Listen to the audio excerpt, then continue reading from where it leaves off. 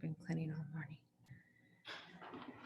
Well, good morning, everyone. This is a meeting of the Board of Supervisors, and I would like to call this meeting to order. Before we have the Pledge of Allegiance, I would just like to make sure that all board members are on the Zoom meeting platform so that members of the public know that we are all here.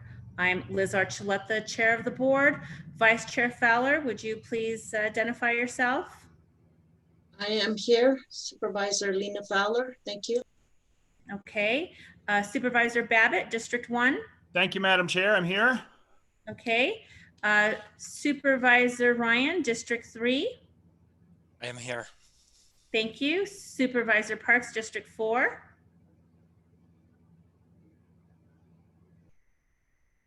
I did not see Mr. Parks yet. Okay, we will get him on the line here shortly. Please join me in the Pledge of Allegiance. All those who are able to stand, please do so. I pledge allegiance to the flag of the United States of America and to the republic for which it stands, one nation, under God, indivisible, with liberty and justice for all. All right, thank you very much. We have a discussion item this morning. The discussion item is going to take us to the noon hour. And our discussion item is presentation and discussion regarding the upcoming fiscal year 2021 budget and continuing conversations with the Board of Supervisors on the FY21 budget accounting for the impacts of COVID-19 while continuing to provide services to the residents of Coconino County. And I would like to turn it over to Jimmy Jane, our county manager. Jimmy?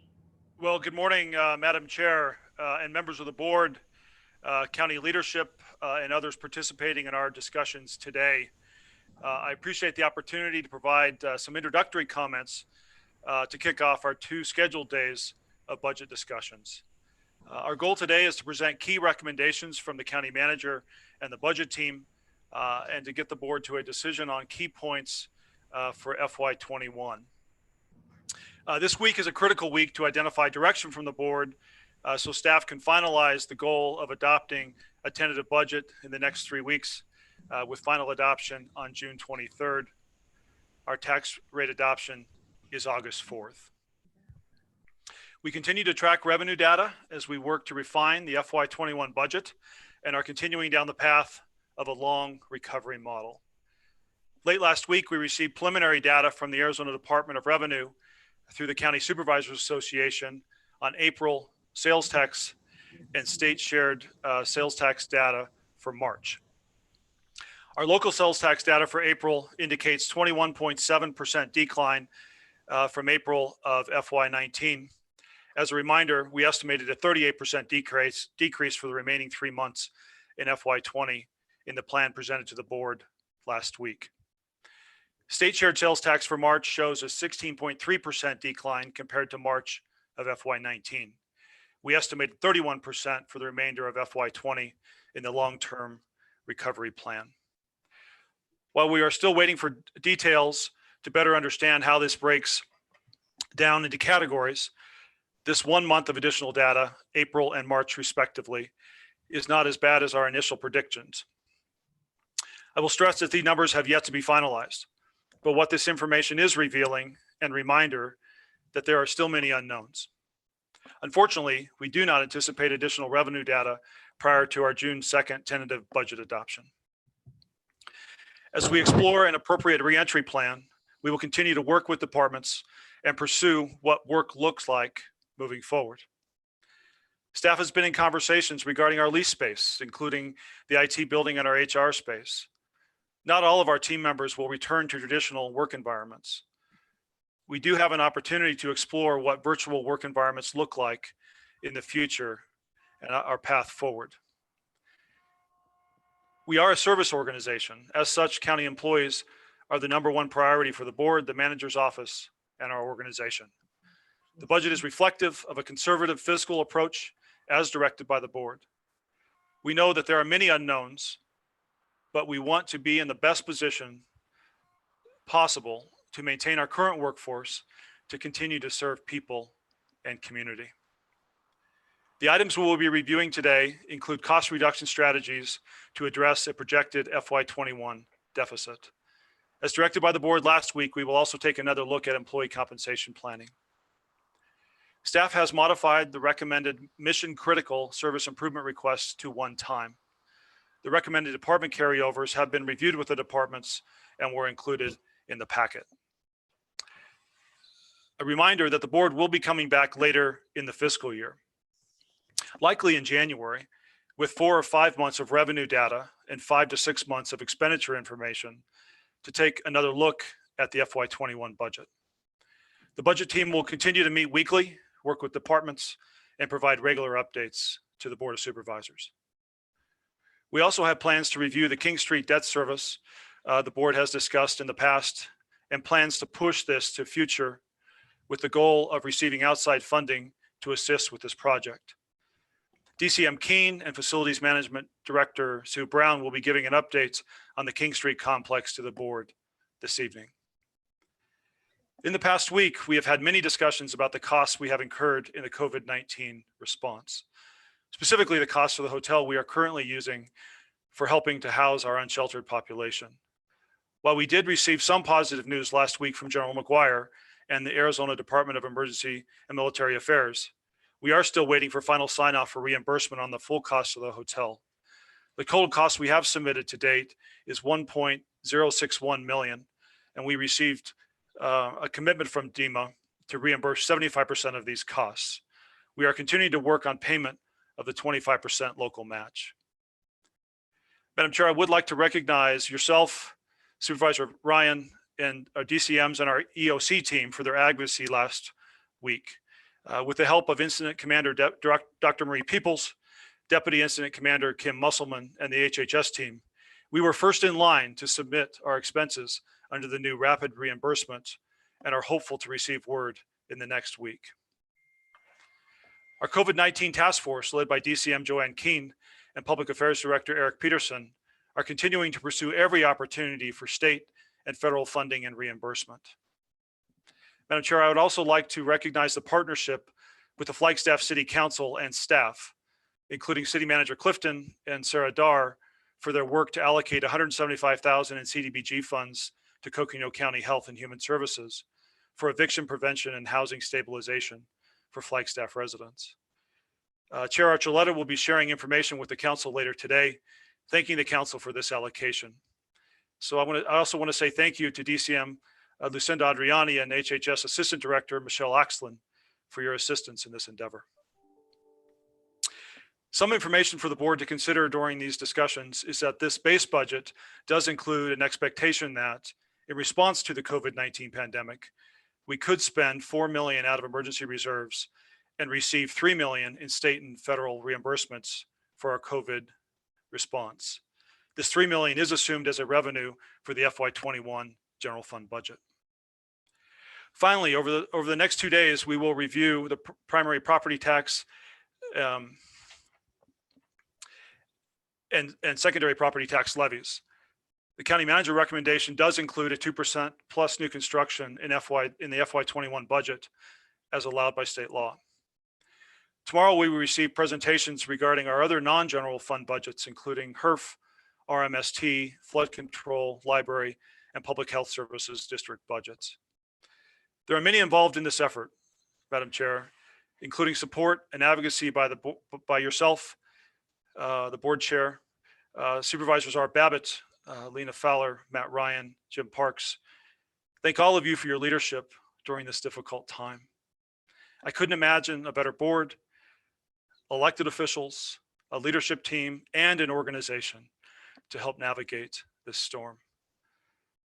Madam Chair, if I can, I would like to welcome our incoming Finance Director, Siri Mullaney, to offer a few opening comments before turning over the presentation to Interim Finance Director, Megan Cunningham. Thank you. Thank you. And thank you very much, Jimmy, for those comments and setting the outline for our conversation this morning. And welcome, Siri. We glad you could join us this morning. Thank you, Madam Chair and members of the board. First of all, I do want to thank the team, the leadership team, and the budget team once again for letting me come in at the end of their budget development process and work with them on the final recommendations. From what I've seen, I'm confident that they have been hard at work to prepare a balanced budget using responsible short-term strategies for cost reduction and containment during this time of great uncertainty.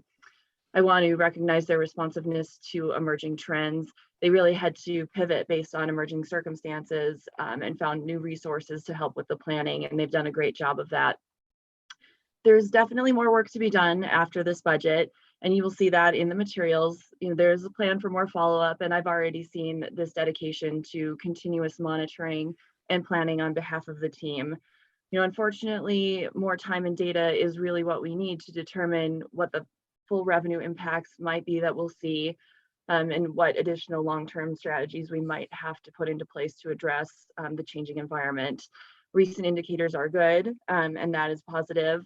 Of course, we don't know then if that will just kind of push things down the road. It really, until we know the length of the pandemic and how long the social distancing and modified business practices will be in place, it is difficult to do planning, but we do have a responsible, flexible plan in place to continue to monitor and address the changing environment.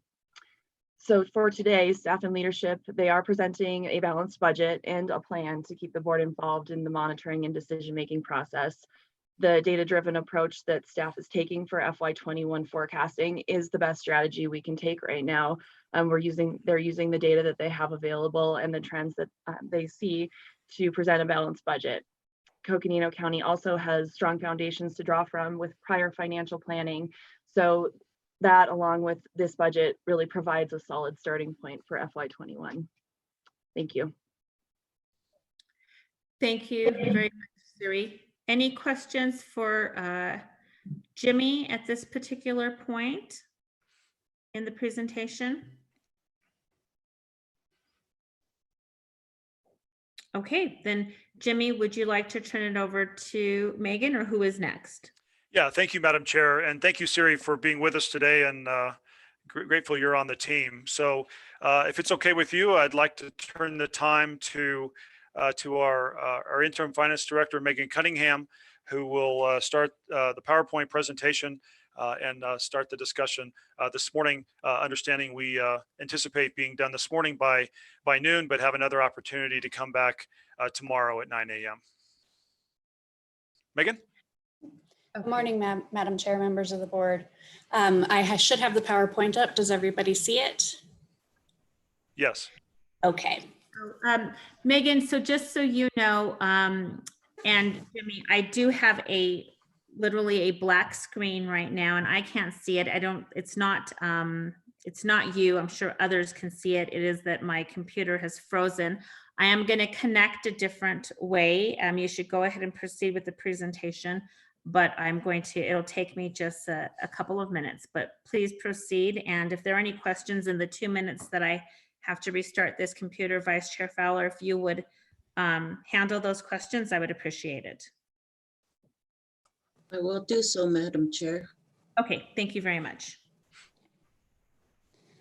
So today, as County Manager Jane mentioned, we're here to talk about some key recommendations that we need decisions on. We're going to be talking about cost reduction strategies, our employee compensation planning, mandated mission critical SIRs that we have made all one-time carryovers, the King Street remodel expansion debt service, and then we will also talk about the primary property tax levies as well as the secondary property tax levies. Just to give you an idea of the format of our presentation today, we're going to talk about each of these individually, and then we're going to allow for discussion and decision time after each one. So going straight into cost reduction strategies, we have a number of these strategies that we've discussed with you in our 10-year plans throughout our meetings. We have vacancy savings of $1 million. We have salary savings from hiring strategies, 1.5 million. We have an operational reduction target of 1.5 million. We have the flexibility language of $1 million. We have the employee stimulus set aside of 550,000. And then we have removal of the 1% operations inflation in the 10-year plan. So the first one that we'll get into is the vacancy savings and the $1 million that we are anticipating. And this chart shows our vacancy savings trend. And to give you an understanding, each bar on this graph represents budgeted salary and EREs. So for fiscal year 15, we had between 30,000 or 30 million and 40 million.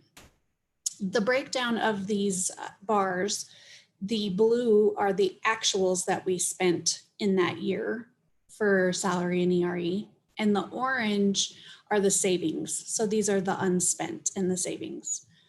The savings amount is also reflected by the trend in the gray line at the top of the chart. So you will see that if you look at the gray line on the chart, you'll see that we have been well above $1 million in vacancy savings for several years. And that is where we are deriving our $1 million estimate for salary savings in our 10-year plan. Our next cost reduction strategy are salary savings from hiring strategies. We are estimating 1.5 million for these savings. We have approximately 2.5 million budgeted in vacant positions at this current time. We are anticipating setting aside $1 million of that to hire essential positions, which are going through a review by the Vacancy Review Board. So we feel comfortable that we will continue to have 1.5 million in salary savings from these hiring strategies and the vacancies being reviewed. The operational reduction target of 1.5 million. Further review shows that a large portion of our operational savings each fiscal year have historically been added back into next fiscal year's budget for project carryovers. So we are proposing and recommending that we use the 1.5 million as a reduction target when working with departments on savings as we start meeting at the beginning of the fiscal year with departments. Flexibility language, $1 million. Flexibility language is being allocated to assist in the relief of recessionary impacts in fiscal year 21.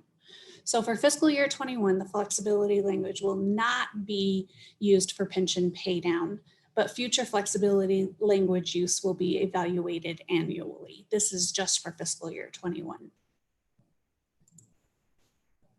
Employee stimulus set aside. We had originally had in the plan the $550,000 set aside in fiscal years 21 and fiscal year 22. We have since moved these funds out to fiscal year 23 and fiscal year 24, which is a part of our employee compensation planning. Removal of 1% operations inflation. We had an operational inflation increase of 1%, which is approximately $104,000 a year. And this has been removed from the 10-year plan in fiscal years 21 through fiscal year 25. The operational inflation increase of 1%, again, the $104,000 is added back into the 10-year plan starting in fiscal year 26 through fiscal year 28.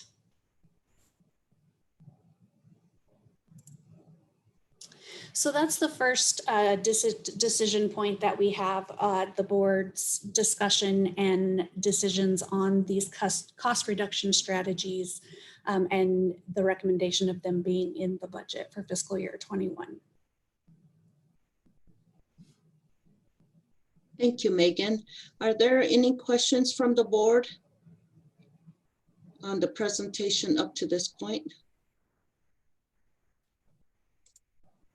Madam Vice Chair. Yes, Supervisor Babbitt. Thank you. Thanks, Megan. So I have two, just a question and a comment.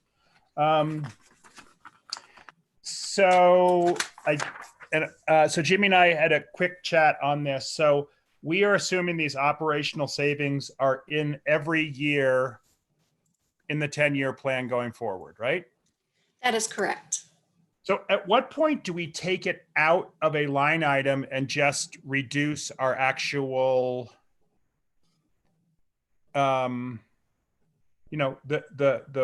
budget implications of departments? So they keep building a budget that is higher than what their actuals are. At what point do we have the try to true that up, as opposed to putting in a line item of, historical operational savings?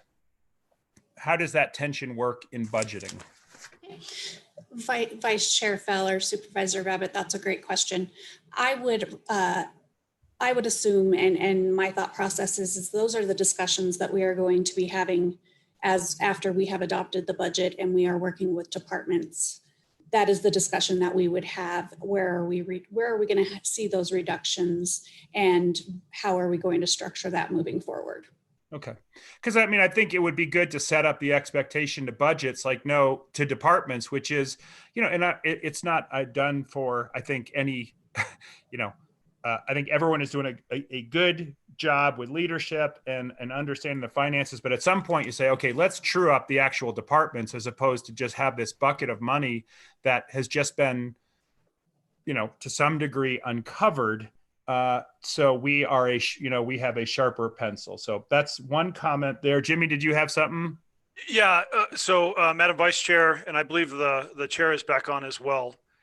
She's been listening, but I think she's getting her screen going. So Madam Chair and Madam Vice Chair, Supervisor Babbitt, that is absolutely a fair comment and observation. The one thing I would want to clarify is that those conversations are happening with departments now, in how we, not only with vacancy savings, but how we actually operationalize the operational reductions and meeting the target that we have put forth here. As staff, we take this very seriously, and I will tell you that departments do as well. In our conversations with them individually, we are finding ways that we can curtail spending to make sure that we are meeting this targets, and we'll be reporting out in future months more specificity to what this means in operational terms. Right. And thanks for that. Appreciate it. And then the only other comment would be that as the economy contracts here, I think it's a reasonable proposition to maybe take the inflationary out for 1 year, but I would not take it out of the 10-year. I think I would take it out for 1 year, possibly. I mean, even at 1%, my guess is we probably lose a little bit of ground, but that's better than many places do. They don't put anything in. So I would just like to see that COLA or that inflationary escalator put back in as just basic. That's how the world works. Inflation happens. But I think that 1% is a reasonable place to be. But it should come back in year 2 or so. That's just one comment. Thank you.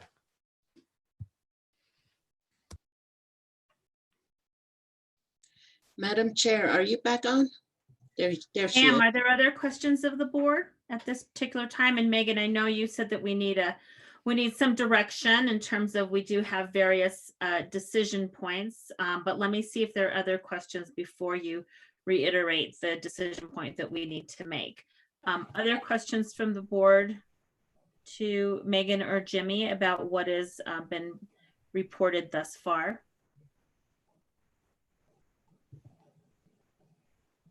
Madam Chair. Okay, yes, Supervisor Parks.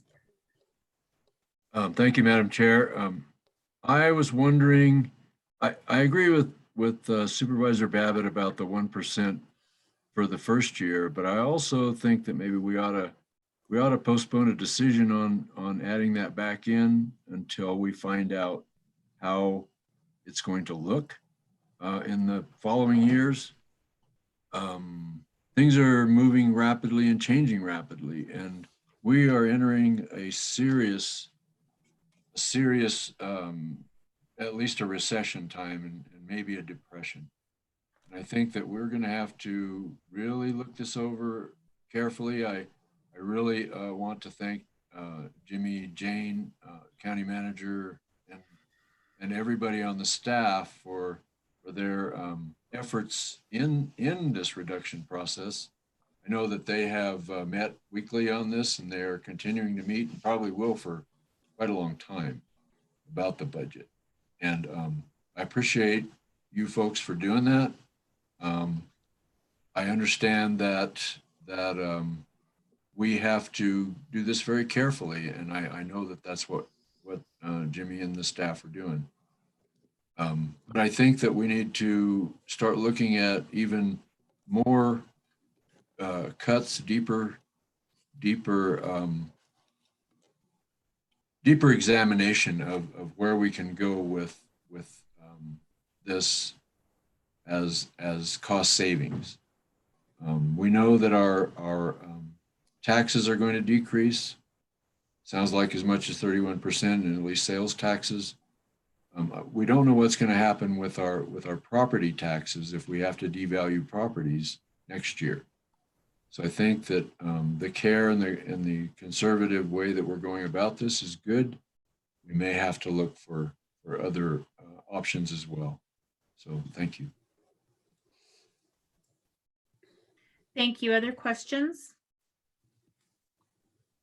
So I just wanted to discuss this a little bit further.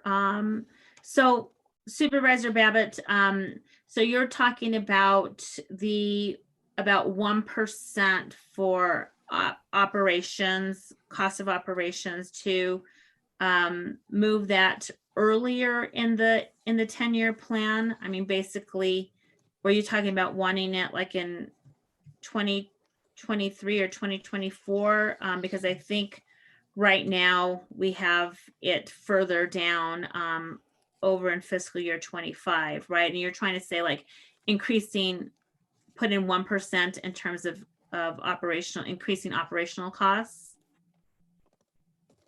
I just want to make sure I understand that. And you might be on mute.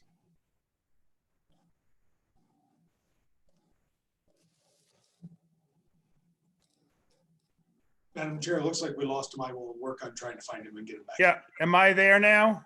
Now you are. Yes. Okay, sorry, it had all minimized out. So yeah, I do see that, and I should have clarified that it is in the 10-year plan. It just starts, I think, in FY 25 or 26, as you referenced. And my thought was to put it back earlier, but I think it's just a suggestion.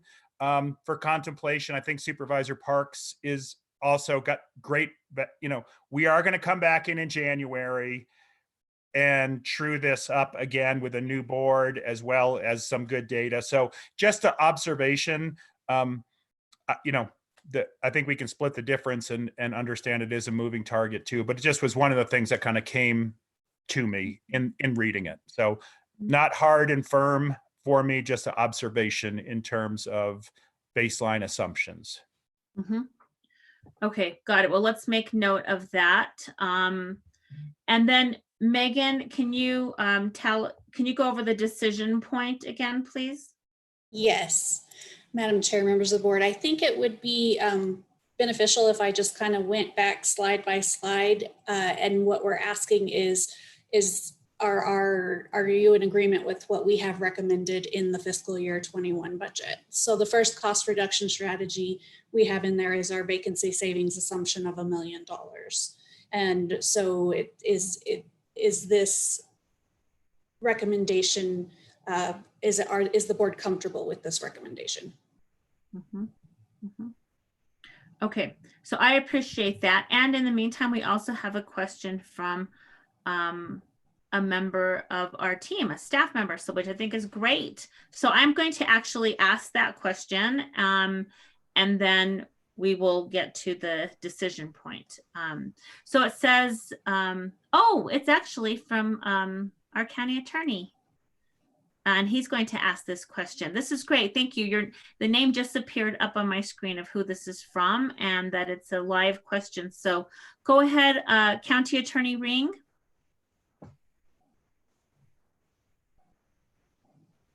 And you might be on mute, or we need to unmute you, but we will do that right now.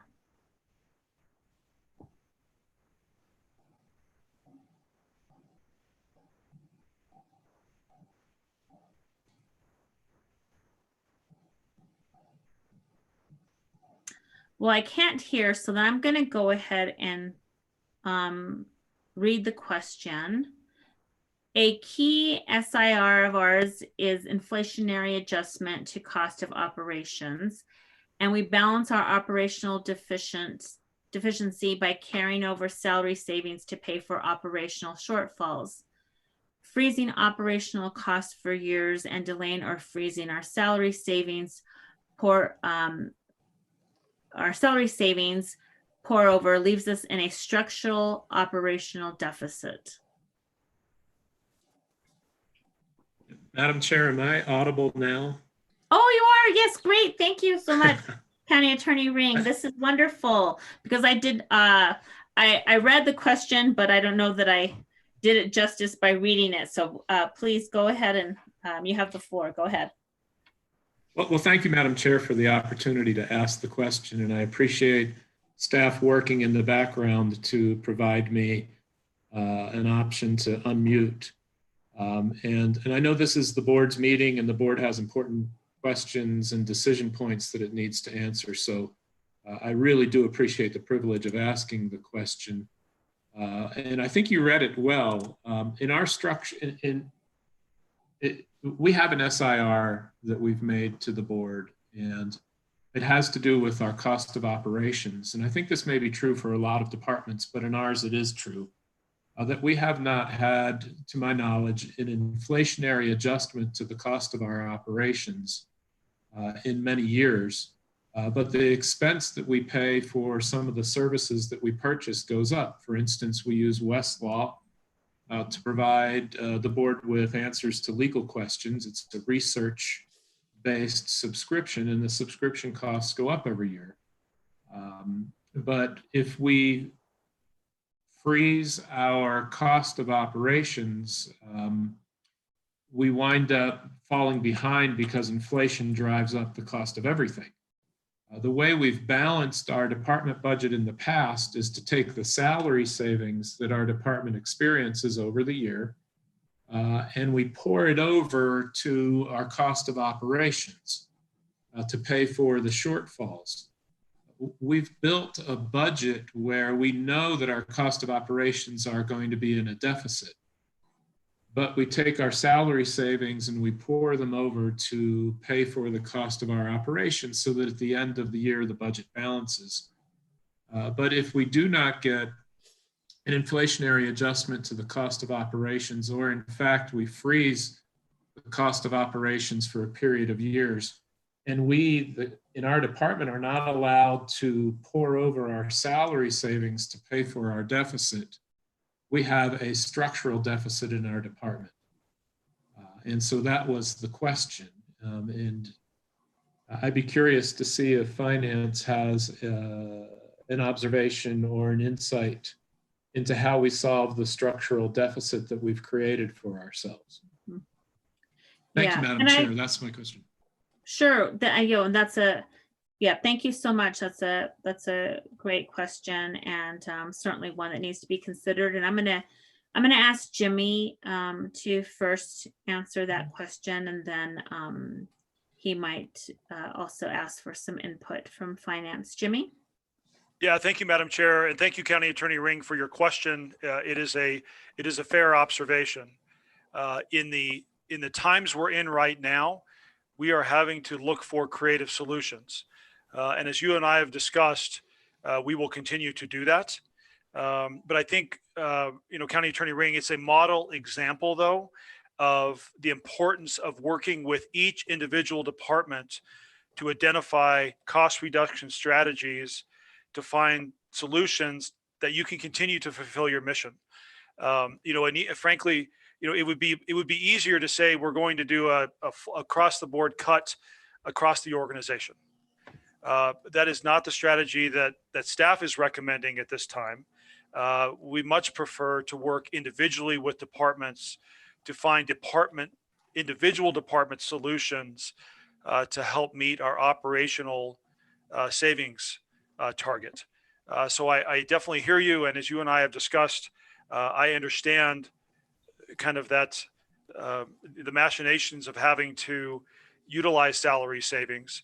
But I think that's the key. The key to this success is going to be, our weekly budget team meetings, our regular conversations with departments by myself and others, including the budget analysts, to make sure we are tracking with you your expenditures and making sure that things like Westlaw, they have to be paid, and making sure that we do that.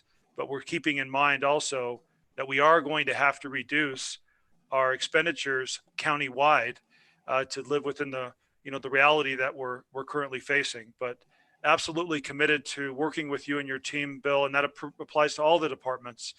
But it's an individual conversation with an individual department to find individual solutions. Thank you very much, Madam Chair, and thank you, County Manager Jimmy Jane. We have a wonderful working relationship with you and with the board, and we'll continue to work together to solve these problems. They are large problems, and we will work with you, and I assure you our cooperation. Thank you. Thank you, ma'am. All right. Thank you very much, County Attorney Ring. So Megan, in terms of the cost reduction strategy, being the vacancy savings, and looking at that in terms of $1 million, I would say I would just start out by saying I think it's we are trying to identify everywhere where we can possibly reduce costs.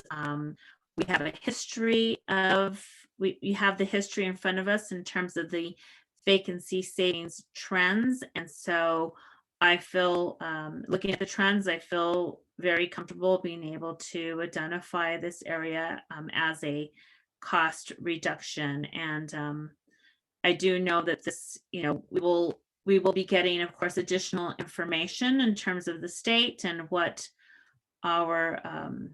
what the revenues look like, and frankly, the decrease in our revenues. But knowing that this is a place where we've historically been able to see that we do have a savings, I think that shoring this up and just saying yes, that we can count on this savings is, to me, seems logical. And so I am supportive of this. Other members of the board? Madam Chair, I'm good with the recommendations so far. Okay, great, thank you. Madam Chair, this is Supervisor Fowler. I am supportive of the recommendations, and just knowing that the county manager and the budget team is going to be working with each of the departments and meeting their needs, and it's not just across the board decision making. Thank you. Mhm. Thank you. Anyone else at this time? Madam Chair, I'm good. This is Supervisor Babbitt. Okay, great. Madam Supervisor- Chair, this is Supervisor Parks. I'm fine with it as well. Okay, great, thank you. Well, go ahead, Megan. Okay, moving on to our next cost reduction strategy. This is the additional salary savings that we are anticipating from our hiring strategies of using the vacancy review board to hire essential positions while leaving areas vacant where it is possible.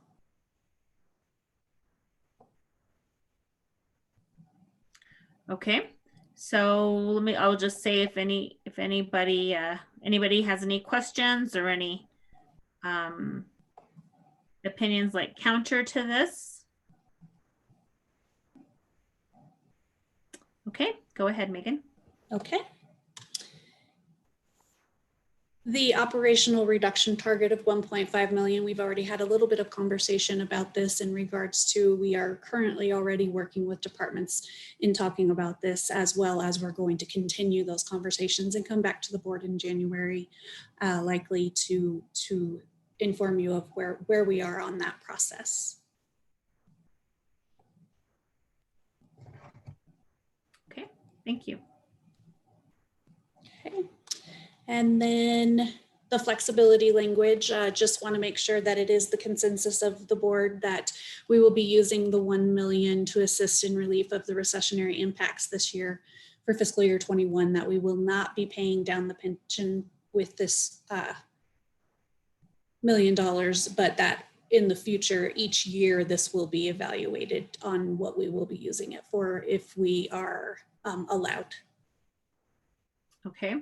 Yeah, and that has been the assumption and what's been presented in our previous work sessions. And so members of the board, if there's anybody that wishes to go do otherwise, please let us know now. Okay. Thank you. Megan, go ahead. The employee stimulus set aside of 550,000. These have been moved to fiscal year 23 and 24. We have a conversation coming up in the slides as well about after the feedback we received from the board on our employee compensation planning. And this is part of that. These funds will be moved to fiscal year 23 and fiscal year 24 as a one-time compensation.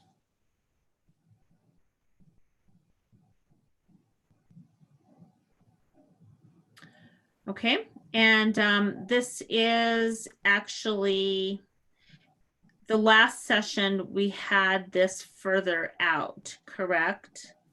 In terms of years, further years, it had moved back further. Madam Chair, the prior sessions, we had these programmed into fiscal year 21 and fiscal year 22, which are our recessionary years. We had a lot of discussion in the comfort level of having compensation increases in those years.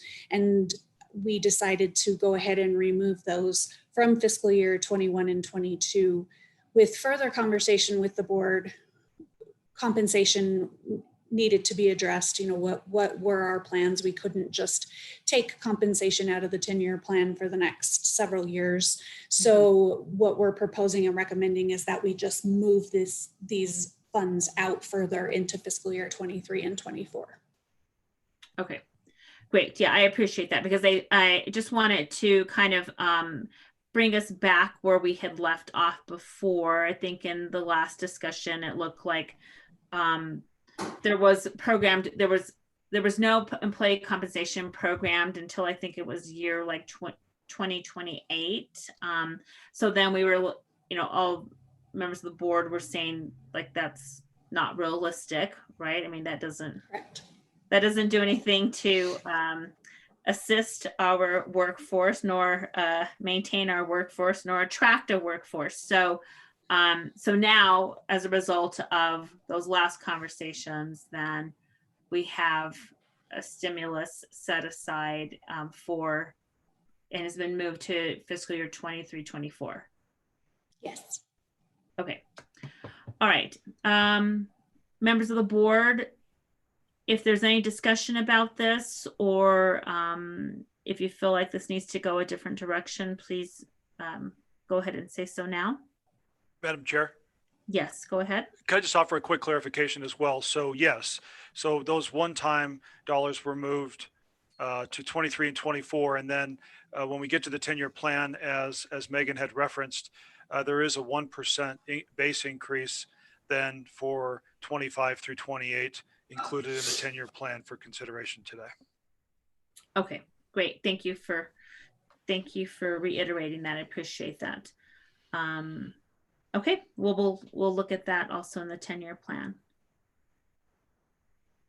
Okay, go ahead, Megan. Okay, next slide. This, again, we've had some conversations on this, and this is the removal of the 1% operational inflation, removing it from fiscal year 21 to 25, and possibly, or putting it back in fiscal year 26 through 28. And what we've heard today is, to keep this on our radar and see what happens with our revenues, and have further consideration of maybe putting it back in sooner.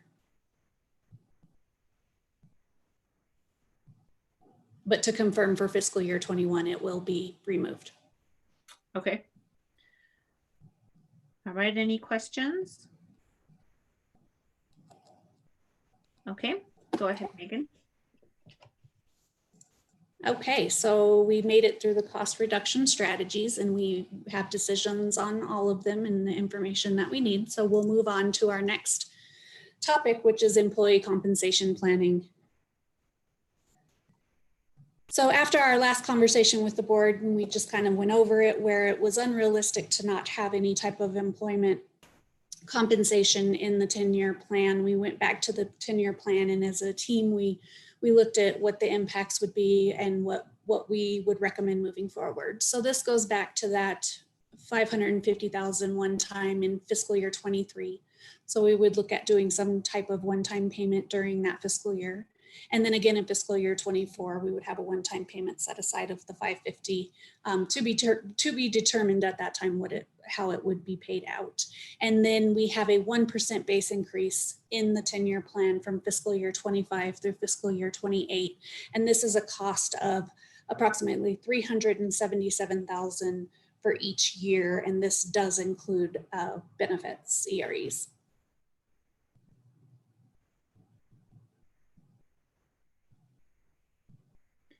Any questions about this?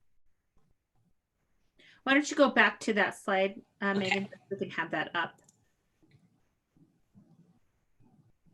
And this is referencing what you were saying just, just a few minutes ago.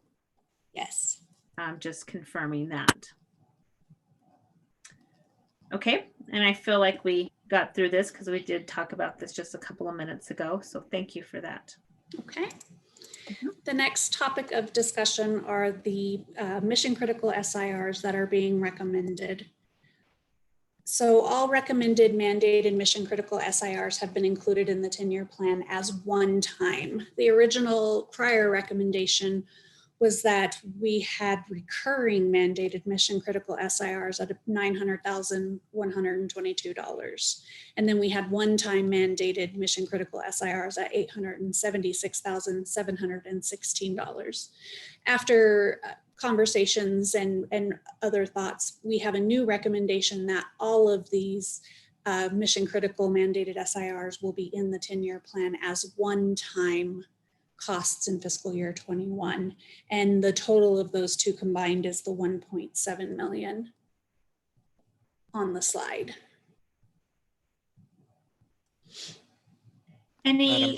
Go ahead. I was going to ask if there are any questions, or Supervisor Ryan, go ahead.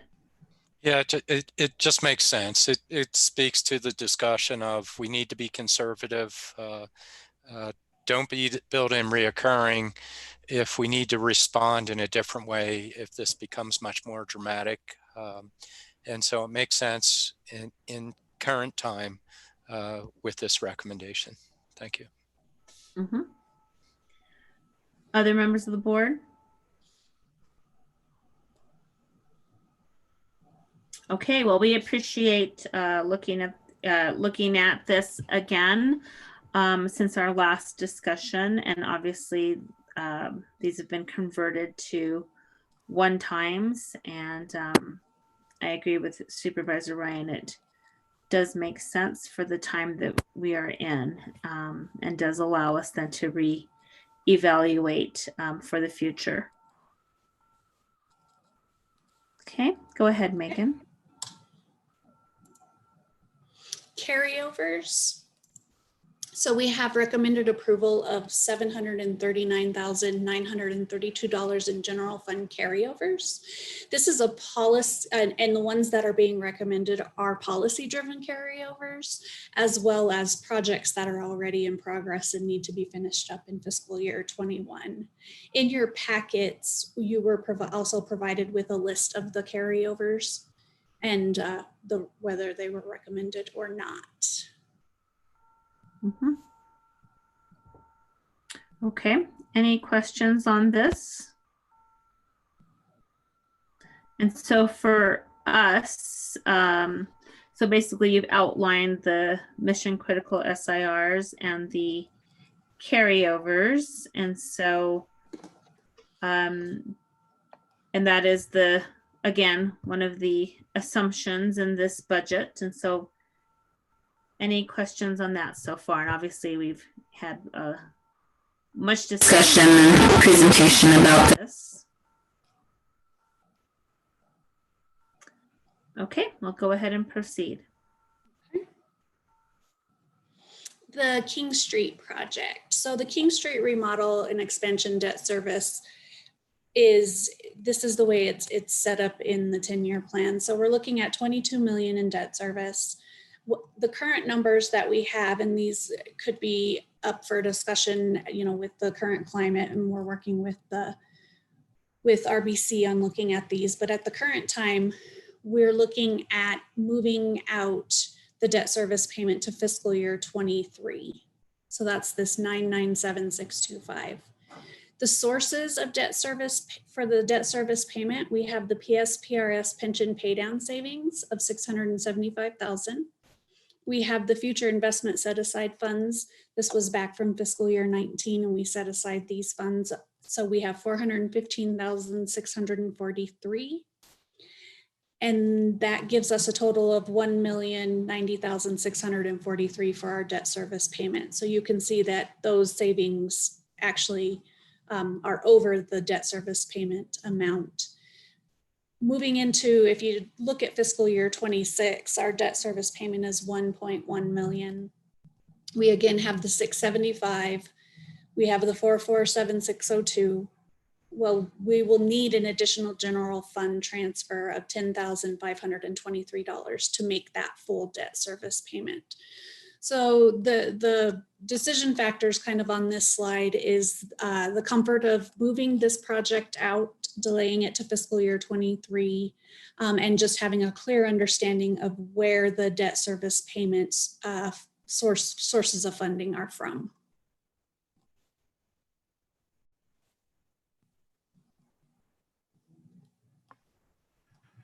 Okay, just a minute to unmute. Sorry about that. Yes, I think I hear Supervisor Ryan. I also wanted to call on Deputy County Manager Keene as well. And so Supervisor Ryan, go ahead.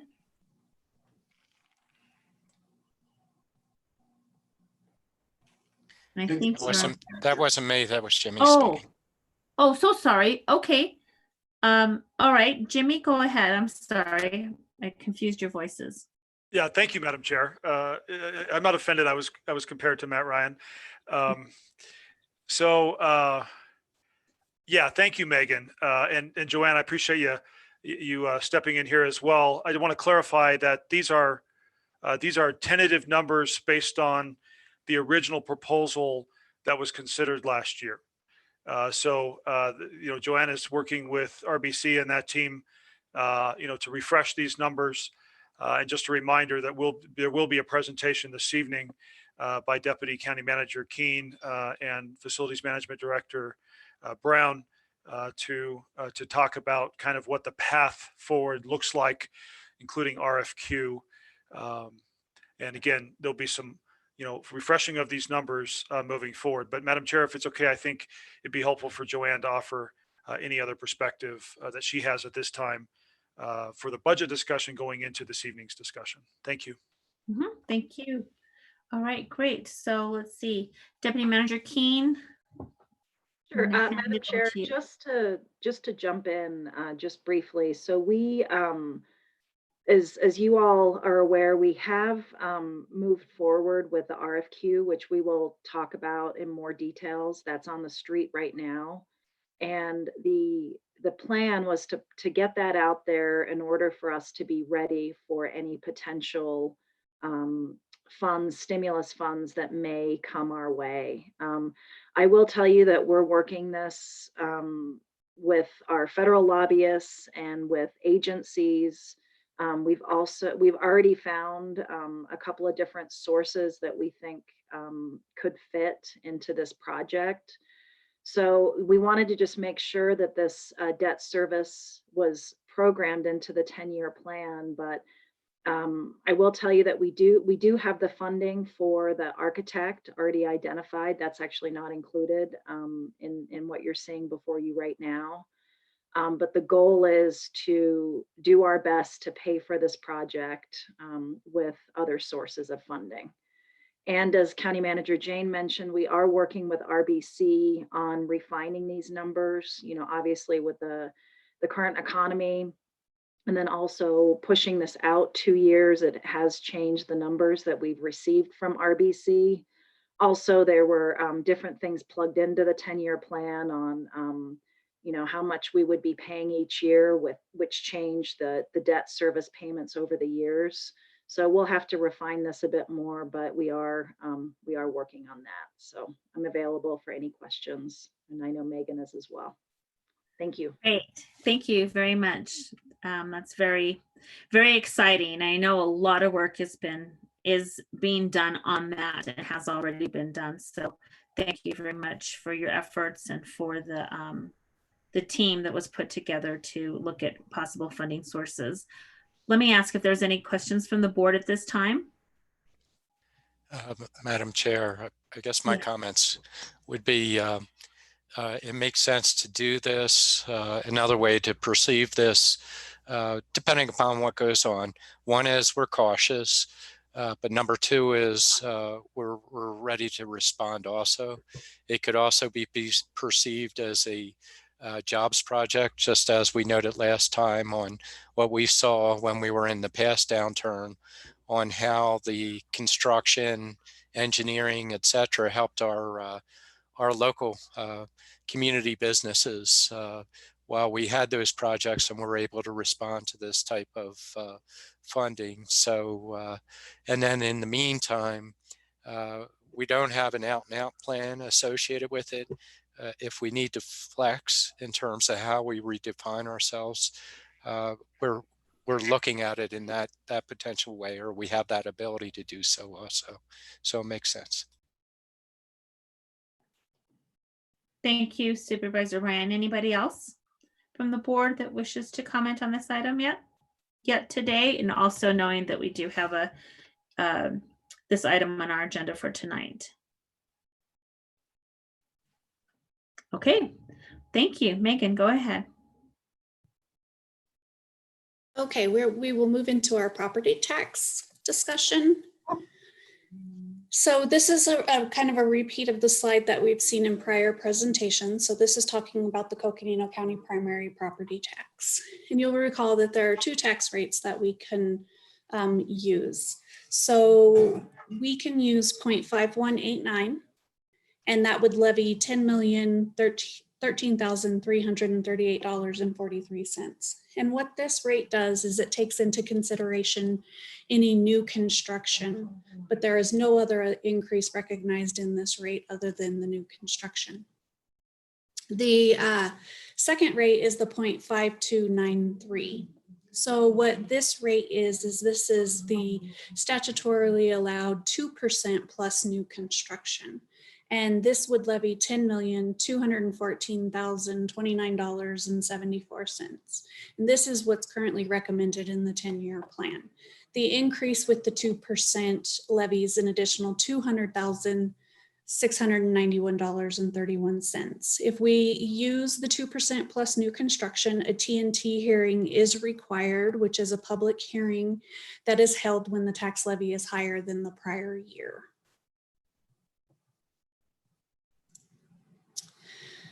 Looking at the primary property tax and seeing what type of impact this has on a residence, you'll see we have our assessed value minus new construction. So we didn't include the new construction in this, which gives us a growth from fiscal year 20 of about 5.06%.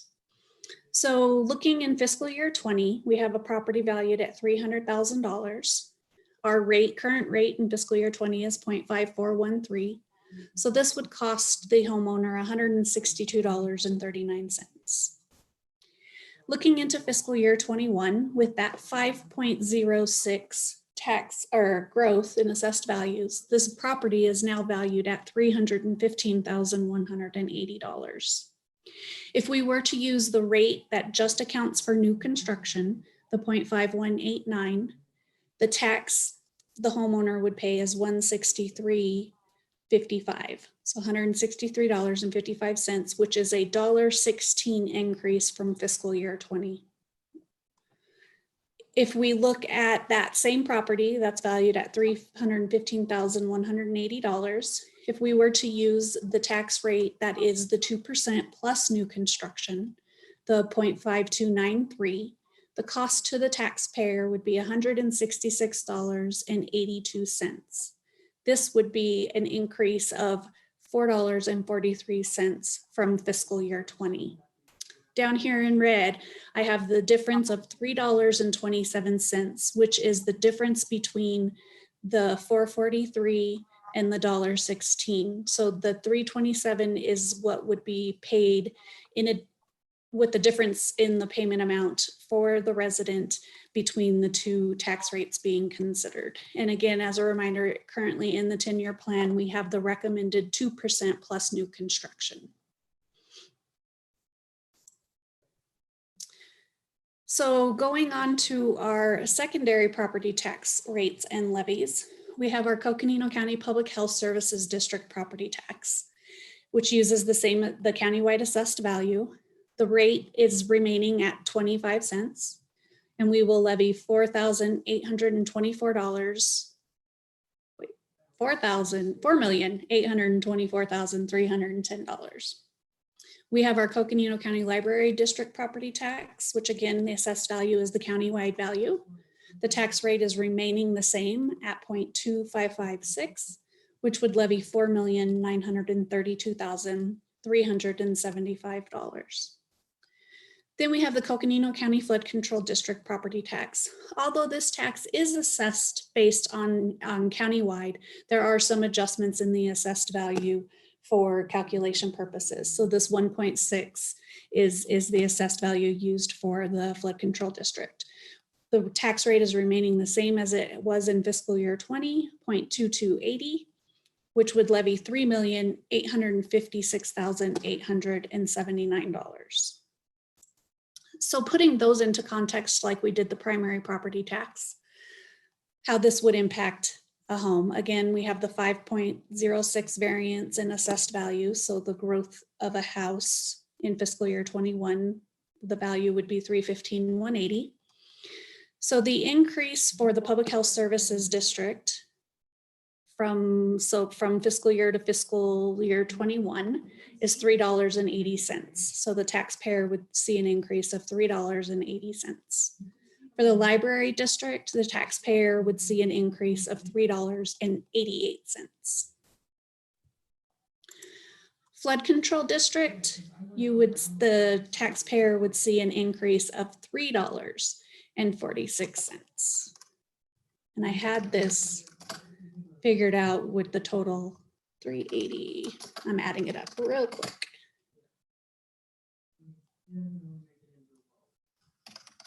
So overall, if we were to use the 2% plus new construction, plus the impact from the Public Health Services District, the Library District, and the Flood Control District, the total increase to a taxpayer with this home value would be $15.57. So at this time, Can you say that again? I'm sorry. Can you say the total amount again? $15.57. Okay, thank you. So those are the recommended tax rates and levies at this time. And now this would be open for the board to discuss the recommendations of what we have included in the budget. Okay. Well, thank you very much, Megan. I appreciate it. And so now would be the time to for us to discuss what is presented in terms of the property tax and the assumption. And you're saying that the budget, the 10-year plan, is based on the assumption of the 2% plus new construction, correct? That is correct. Okay, and then also on the secondary property taxes as well, what you presented, that's what it's based on. Okay, all right, thank you. So would any member of the board like to engage in discussion about this? Madam Chair, I'll go ahead. Yes, go ahead. Madam Chair, I agree with the recommendations as we noted in last meeting, and as we're seeing, there are a lot of additional demands that we're having right now and the impact associated with them. The amount of impact in a broader sense is a small number. Any number is always a challenge for somebody, but in context and comparative, it's not a substantial number. And you look at the type of services that we're going to need to provide, whether it's in the law enforcement arena, if we cross over into some areas of mental health, or the demands that we're starting to see, whether it's base demands for housing, food, or water, or in this case, you know, some of our discussions are associated with the homeless population. We see that we will have additional demands at this point. So I agree with the recommendation. Thank you, Supervisor Ryan. Any other member of the board? Madam Chair? Yes, Supervisor Babbitt. Great, thank you. Yeah,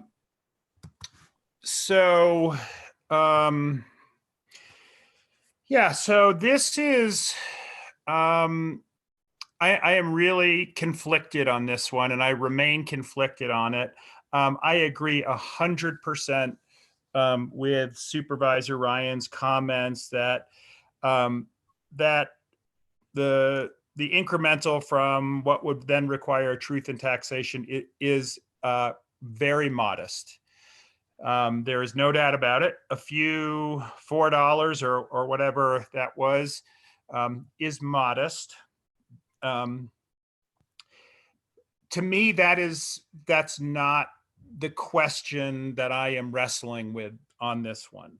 So we are in, at least the report I saw, you know, I think there's an expectation we're going to hit 20% unemployment, at least nationally. That's a reasonable expectation. There has never been as precipitous a drop as we are seeing in employment and reduction in economic activity. And so our model has chosen a very conservative model, and the conflicted part is that we are trying to, you know, by raising these taxes, we would help resource an organization that does really, really important, I mean, yeah, just incredibly important work throughout this county. And that little incremental additional $200,000, what that means for that resourcing, balanced with or competing with, if you will, the sensitivity that I feel, and I believe we all feel, towards sitting in the chair of those who are in a lot of pain right now, and who are likely going to stay in a lot of pain. Those small businesses, those workers who are unemployed, there are just continuing challenges of unemployment rollout. And so it's really kind of trying to balance the qualitative with the quantitative. And I don't think there is a right or wrong answer here. I think there are competing answers, or competing trajectories, which I find myself in. Part of me says it is such a small amount of money, and I'm not thinking to the taxpayer. I'm thinking to the county. $200,000.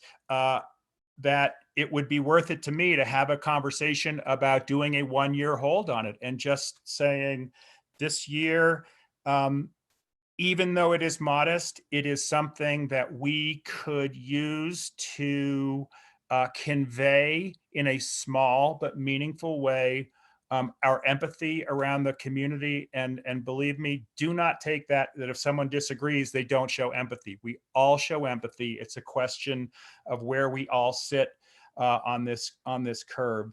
And so, I do look at the totality of the budget discussions. We are bringing forth 1.8 in one time. I just want to say thank you profoundly to the folks who are adjusting this to try and serve the interests of the board on the ongoing going to one time. But this is one that I'm conflicted on. I think I'm tracking towards advocating for just do the new construction, do not do the 2% 1 year. I did have a question for Megan on this. Megan, if the board were to choose to do something other than 2%, does then that aggregate in FY22? Do you allow to bring that extra capacity forward at a future time, or does the statute say 2% per year, you got one shot at it? If my question is clear. Madam Chair, Supervisor Babbitt, I will admit I'm not 100% sure. I do believe we might be able to pick up that additional in fiscal year 22 if we so choose, but I would need to check with the Property Tax Oversight Commission to make sure. Okay. And I can get that information to bring back to you tomorrow. So Jimmy, did you have, let me see if Jimmy had information. Yeah, on Madam that. Chair, the answer to that question is that if a county were to not levy their 2% in a given fiscal year for tax year 20, fiscal year 21, a county does not lose the capacity to levy the 2%. It just then it should be 4% then for tax year 21, FY 22. The county does not lose the capacity. It's just the increase in the future would be larger if the board were to choose to exercise it at that time. Okay. Well, that's thanks, Jimmy. Hold so on one just second. that's Supervisor Babbitt. Supervisor Babbitt, I'm sorry. Can I get Siri Mullaney to weigh in on this too? She wanted to add something before you sure. finalize your comments. Absolutely. Okay. Yes, thank you, Madam Chair. Go Members ahead, of the Siri. board. Just one thing I wanted to add is that, okay, thank you. So although we may not lose the capacity for it, technically under the statute, I just want to put a reminder out there that at the time I was at the county previously, we did see where there was a legislative change that anyone who hadn't taken advantage of that capacity, they were basically reset down to the level where they were, and that capacity was swept. And so it was hugely impactful to Coconino County when they hadn't taken the 2% because they were frozen back down to a lower level. And we could definitely see that again. Mm-hmm. Mm-hmm. In other words, it ratchets down. Right. Well, So I've heard two very different things. So if we could just get clarity, I've heard, yeah. So if we could get something in writing in clarity, that would be really helpful, and what the implications are. Just so, and I'll wind up here. So I am not in any way suggesting that the 2% go off the table in the 10-year plan. I am suggesting the discussion or conversation of the 2% going away for this year.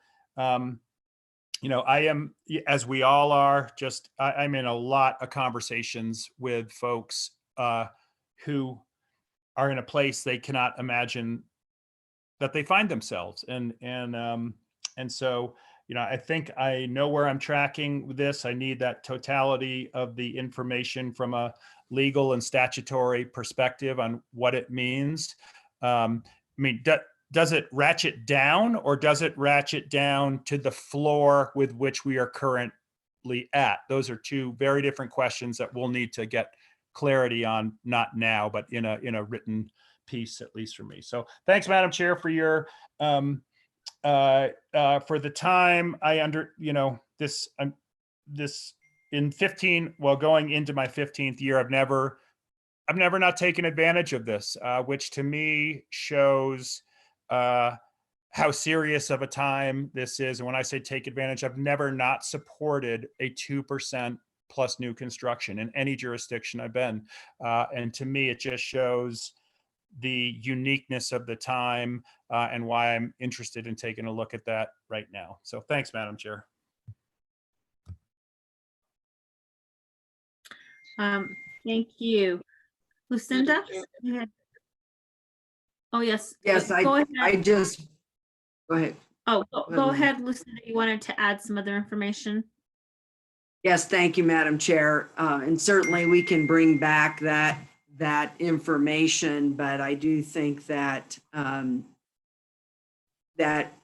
you know, what we have seen historically and is that they have typically frozen it in a particular spot in time, right? That they've frozen those rates, and that's one of the major contributing reasons why the tax rate in Yavapai County is 4 times what ours is here in Coconino County was at that time. The last time it was frozen at that point in time. So, and we remain at that disparity, and you know, that obviously affects our ability to fund services. So, but we can certainly get those details and bring those back. And certainly we've had the history of watching other jurisdictions, particularly the city, when they did not choose to utilize the 2% plus new construction, and then came back later and had to raise the taxes. And that had a greater tax impact at that time. Certainly the time that occurs may be a more positive economic time.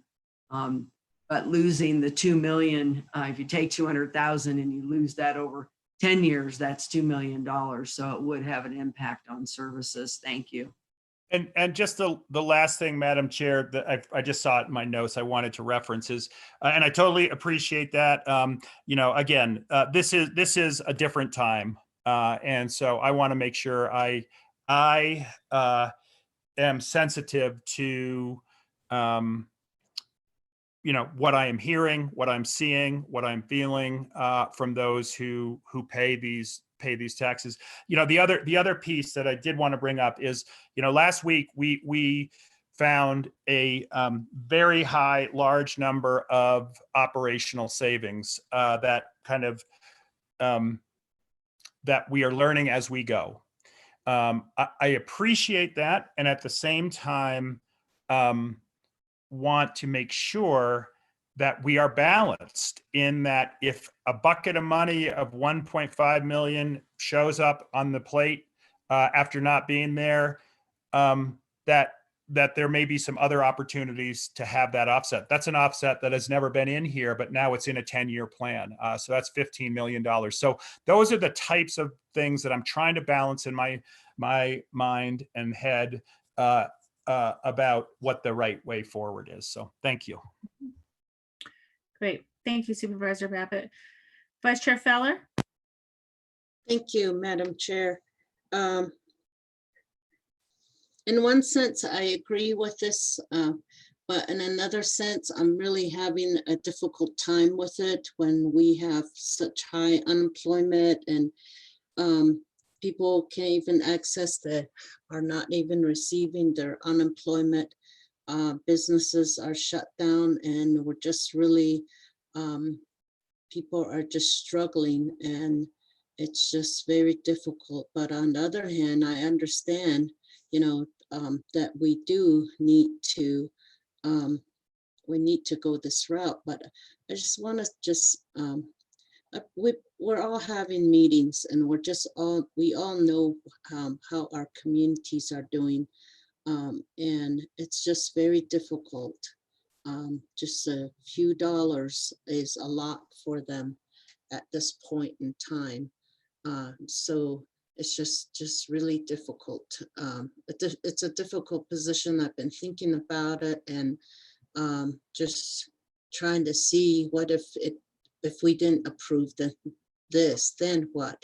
But if we do approve it, then what does that mean for individuals out there? So, anyway, I just want to just bring that out. It is a difficult time.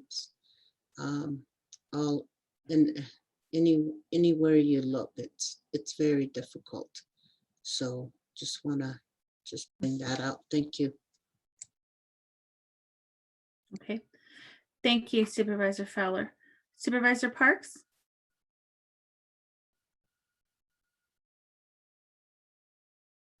And you may be on mute, so just check.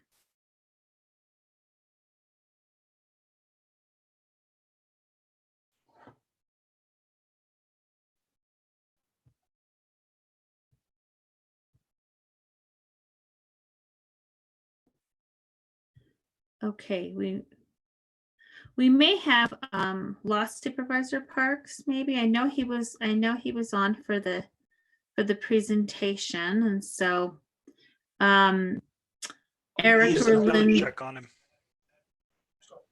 What is He's that? He is not in. I'll our step down board. and check on him real quick.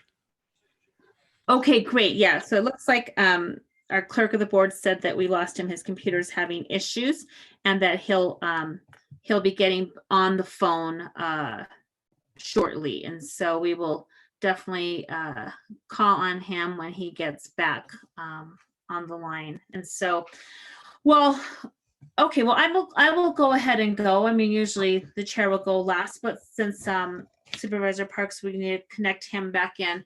I am supportive of the staff recommendation of the 2% plus new construction, and I don't take this decision lightly at all. I represent a district that has just a diversity of socioeconomics, and I represent a district where we have, in a portion of my district, a great number of folks that are really struggling right now, and also a district where there is a large number of people who rent their properties and are having a hard time even being able to, pay the rent and meet the basic needs. And so I certainly understand that any amount makes a difference. On the same note, any amount makes a difference to our organization as Coconino County. And when I look at $200,000 and what that means to Coconino County in over a 10-year period, which is the equivalent to $2 million,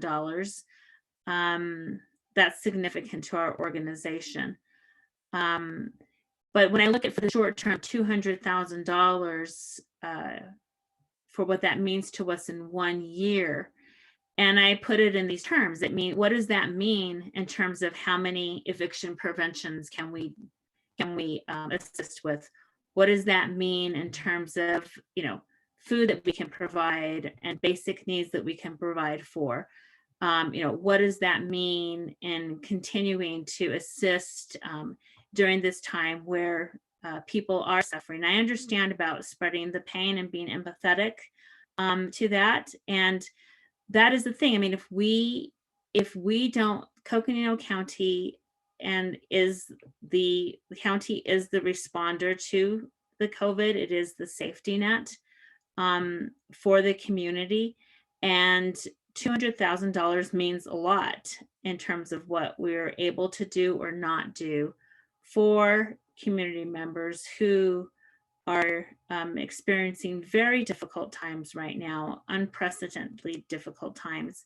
So on the other hand, I just see how we cannot not do this. And I feel like when we look at we look at sales tax, sales tax is very regressive, and people can't handle that right now. Not that we'd have an opportunity to increase sales tax, but just looking at that, this is a property tax.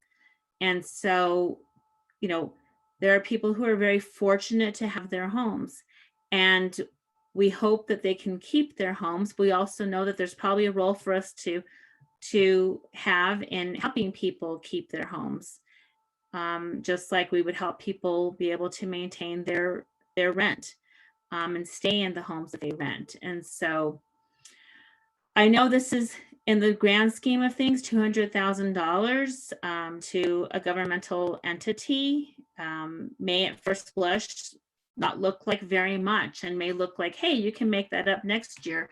Just double the tax next year and collect $400,000. Or if not next year, then do it the following year and then collect $600,000. It's not going to make it any easier next year or the year after. So I feel like, there are times when we have to do this, for the greater good. And that's where I'm at right now. Supervisor Parks, are you on the line?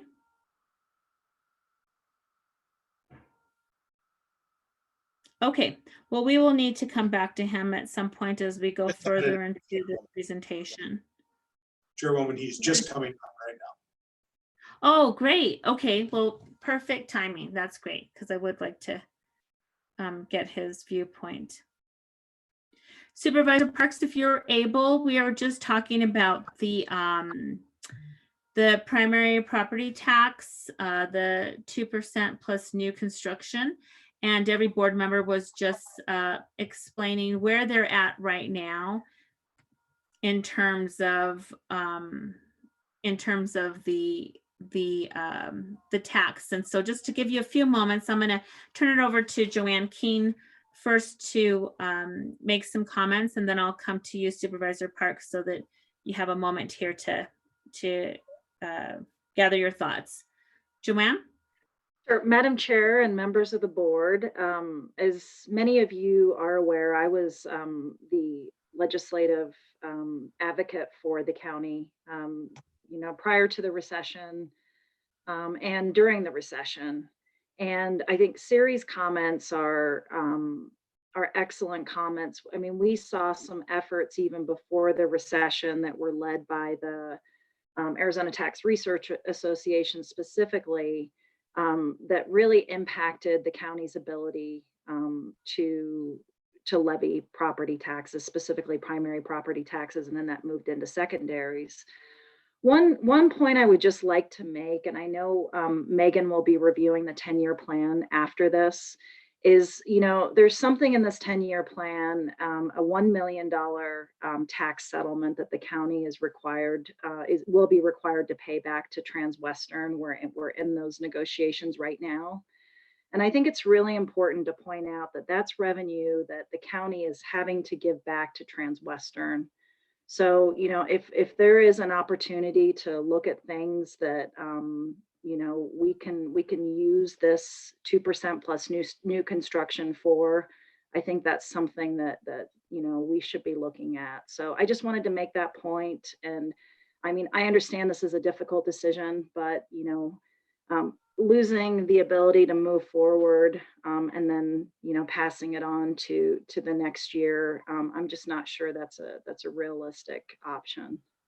And we could be in a situation where we're again at the legislature fighting for this. Thank you. Well, I thank you, and really thank you for the reminder of the Transwestern settlement. And again, there are so many things that are out of our control, like settlements like this, you know, $1 million. And we've had these types of settlements before where we've had to, you know, cough up the money and find it from, you know, from having to make reduction of expenses. I mean, we have all text and access, which we never, you know, we don't know how much that increases from year to year. It's a forced payment that we have to make to the state.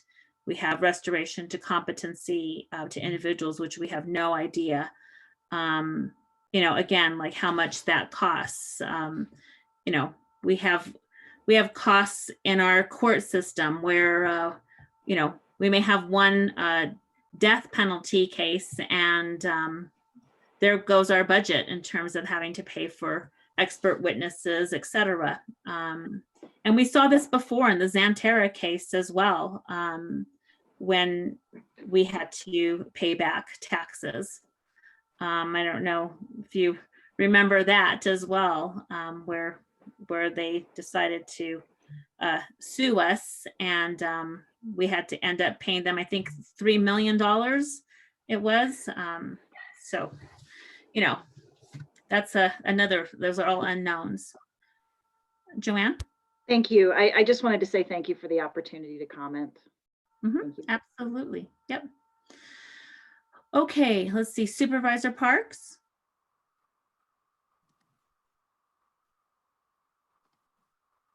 And you just need to unmute. Excellent. There you go. Hi, Supervisor Parks. Great.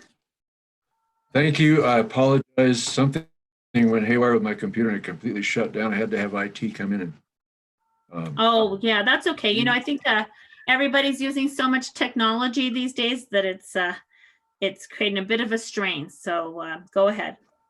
we have a great IT department, and Lee was able to bring the cavalry over and bail me out. So I appreciate it very much. Wonderful.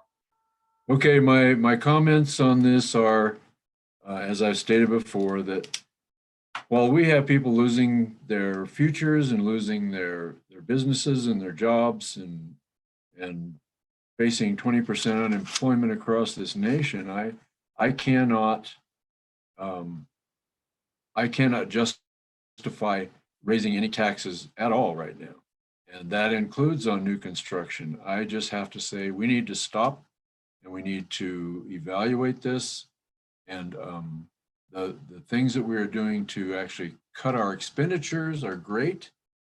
But we also need to look out for our taxpayers and the people who keep this country and this county running with the taxes that they do provide. They don't work for us, we work for them. We have to remember that. And so I have to say, I'm not for raising any taxes, at least for this year. I agree with Supervisor Babbitt on that, and you as well. I just caught barely the end of what you said, but Chair Archuleta, but I can't justify raising any taxes right now. I think we need to look at this extensively and do it over a period of time. I realize that the board is going to change next year, and other things are obviously going to happen with this with the fluidity of our economy right now. And so that's where I'm at. No tax increases whatsoever.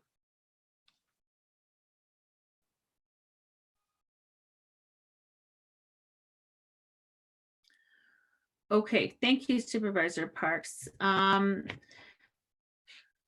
Supervisor Fowler, I think that you wanted to, I think that you were kind of, you know, you were kind of caught, you were kind of debating both, you know, all the sides and the issues. And so I think it would probably be Probably be good to come back to you, and also perhaps County Manager Jane, if there's anything else you would like to add. I mean, you've heard the perspective so far, and I will call Supervisor Vice Chair Fowler in just a minute, but if there's something more you would like to add, I mean, obviously you have a handle on the costs, on what the county is facing. So if you'd like to add in and, speak to the staff recommendation, which is the 2% plus new construction, I think this would be the time.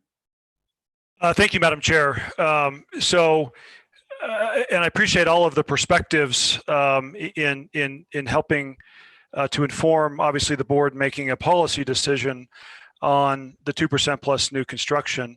I want to say thank you to Siri for reminding us that there was a point in time when this carrying forward capacity was taken away by the legislature.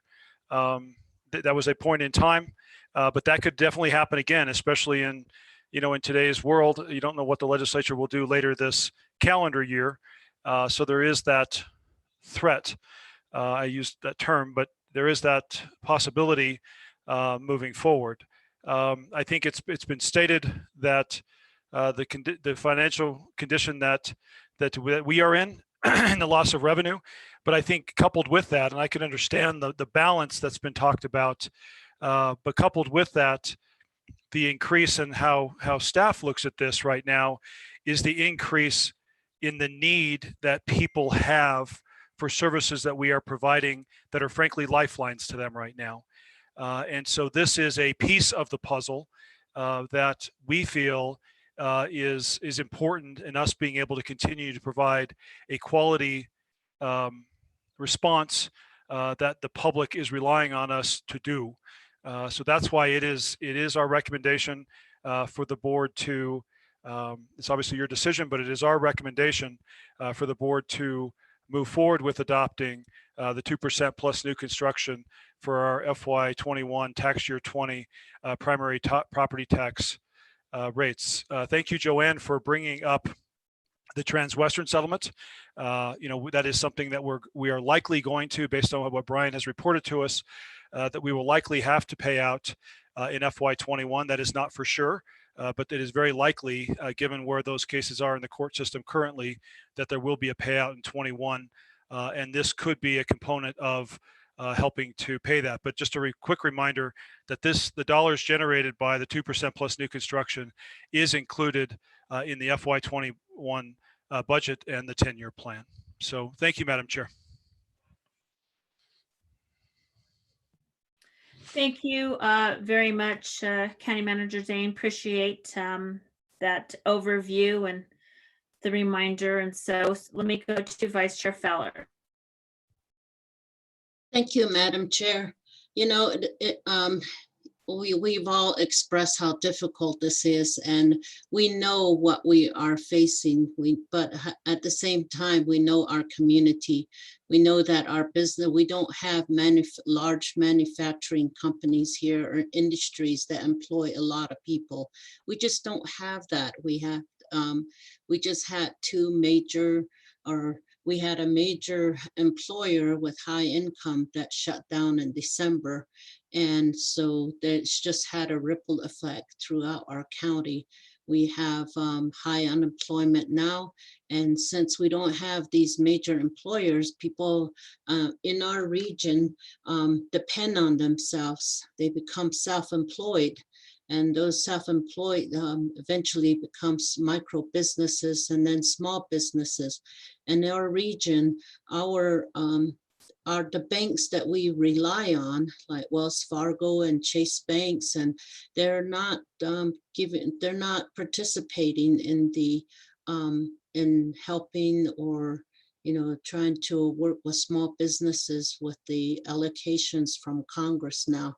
So they are struggling. They are still waiting to hear about their application, if they even applied. And if they applied for unemployment, they haven't heard a word from that. So it's really difficult times. And we are in a region where people are very innovative and creative, and they become self-employed, and they provide for their families. And those are the ones that are impact right now. But we know that we do need the dollars to help our communities, to be able to help them out where they're at. So in that sense, you know, it only makes sense to approve this property tax, and because how else are we going to be able to reach out and be able to provide that service? That's where they're calling us, they're looking to the county. How are we going to help them? And then we're asking ourselves, well, how do we provide for them? It's like a mother, you know, the mother is trying to help, trying to feed the children, and where are you going to get those dollars to be able to buy the food to be able to feed your children? And that's the position that we're in right now. And a mother will do anything to provide for their children. And I think that's the position that we find ourselves in. It's a very difficult position. It's hard to see your children crying. It's hard to watch them struggle, and you want to provide everything for them. You want your children to be able to do better than you've done. And right now, I think this is the only way that we'd be able to provide that service. So I really appreciate the recommendation, and I do approve that. Thank you. Thank you, Supervisor Fowler. Thank you, members of the board, for a really great discussion. Obviously, you know, very, very difficult decisions. We've not crossed this road before to this extent. I mean, obviously, we faced the Great Recession, and we saw we did see what happened to them in terms of the state. The state continues to balance their budget on the backs of counties, and counties have very little, have no control of that. And yet we are expected to balance our budget and to meet the needs of the most basic needs of our communities. So thank you for that. I think we've given the staff direction. We've heard from at least 3 board members that they see the need to proceed with and support the staff's recommendation. Okay. Madam Chair? Yes. Yeah, I just want to echo your comments. Just really, you know, appreciate the discussion. You know, we all are keenly aware of what's going on, and you know, just thankful that we have board members who are willing to have that conversation. And again, there's not a right or wrong answer here. I don't believe. I think that there's compelling reasons to go down either road. And just that some of us may be on different roads does not in any way, shape, or form kind of undermine, you know, the strength of our commitment or the strength in the approach that we're looking, walking into this. So thanks for the discussion and your managing of that discussion.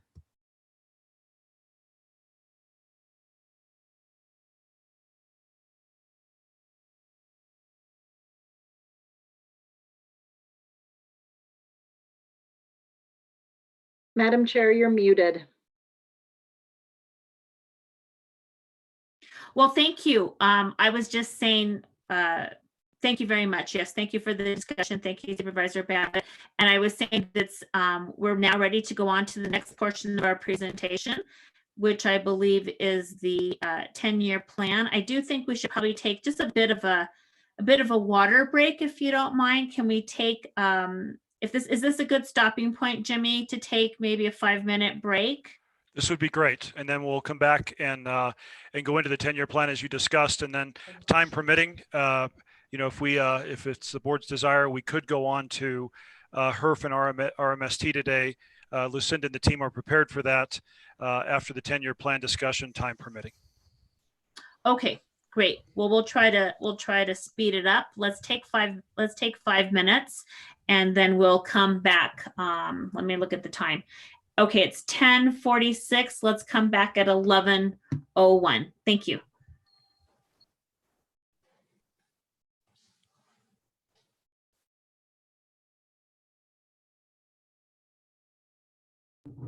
I'm sorry, not 11:01, not 15 minutes, 5 minutes. Come back in 5 minutes, please.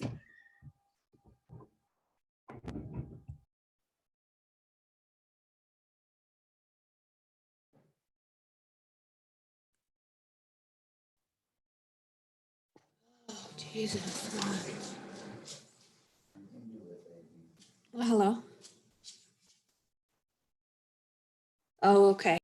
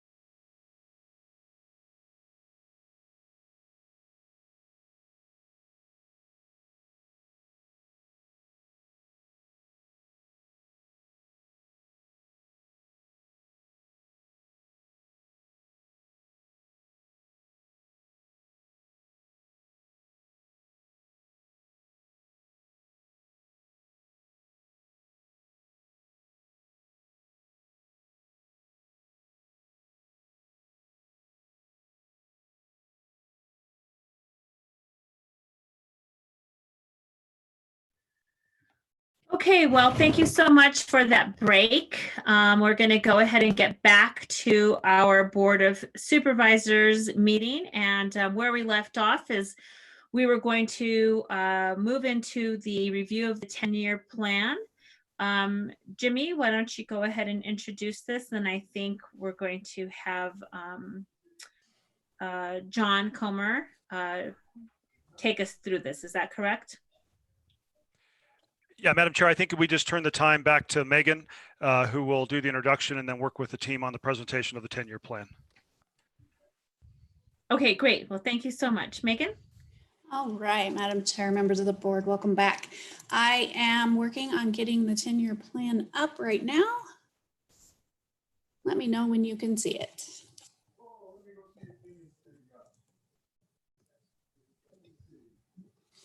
I can see it, yes. Yay. My computer's going crazy on me right now. Okay, there. So this is the updated 10-year plan. And within this plan, we have included everything that we discussed today. So it has the vacancy savings we discussed. It has the salary savings from hiring strategies, the operational reduction target. It does include the 2% plus new construction. We have no compensation in fiscal year 21 and 22, but we do have the 550,000 in fiscal year 23 and fiscal year 24. And then in fiscal year 25 through 28, we have a 1% base increase programmed into this 10-year plan. We have our operational inflation increase currently where we have taken it out until the later years, as we have discussed, 26, 27, and 28, it is back in. We have the King Street expansion remodel programmed in fiscal year 23, which we had proposed to delay that until fiscal year 23. We have the Transwestern tax settlement like we spoke of, use of flexibility language that is going towards COVID relief assistance rather than, and recessionary relief rather than pension. And then we have our COVID response numbers that we did discuss, anticipating to spend $4 million and receive $3 million in reimbursement. And then we do have the one-time mandated mission critical of 1.7 million included, and the one-time carryovers of $739,932. As Siri mentioned in her opening comments, for fiscal year 21, we do have a balanced budget in the 10-year plan. We do show here that we have the total surplus deficit of 1.7 million, which this just means that our revenues aren't as high as our expenditures for fiscal year, but we do balance that with our intended use of unreserved general fund balance. Using, even with this 1.7 at the top, we are keeping our policy of 15% of our revenues being our emergency reserve. So we do have a balanced budget for fiscal year 21 with our policy reserve still in place at this time. So you can see what the 10-year plan looks like moving forward. We do not dip down into a negative fund balance until fiscal year 26. Obviously, we have a lot of time to plan and ensure that we are in a better state once that time comes. So if there are any questions about the 10-year plan, I'd be happy to answer them at this time.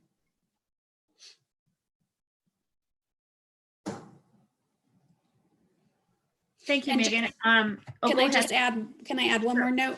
Just yes. One more note to add too is that, you know, for fiscal year 20 estimates, we do have plugged in here the 38% decline for the fourth quarter in sales taxes local, and we do have the 31% for local or for state shared, which our preliminary numbers are showing to be coming in a little bit better for March and April.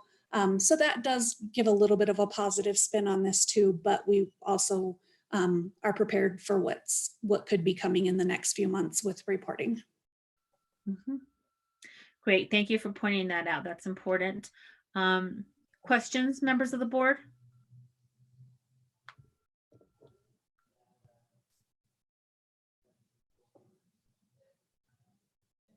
Okay. Go ahead.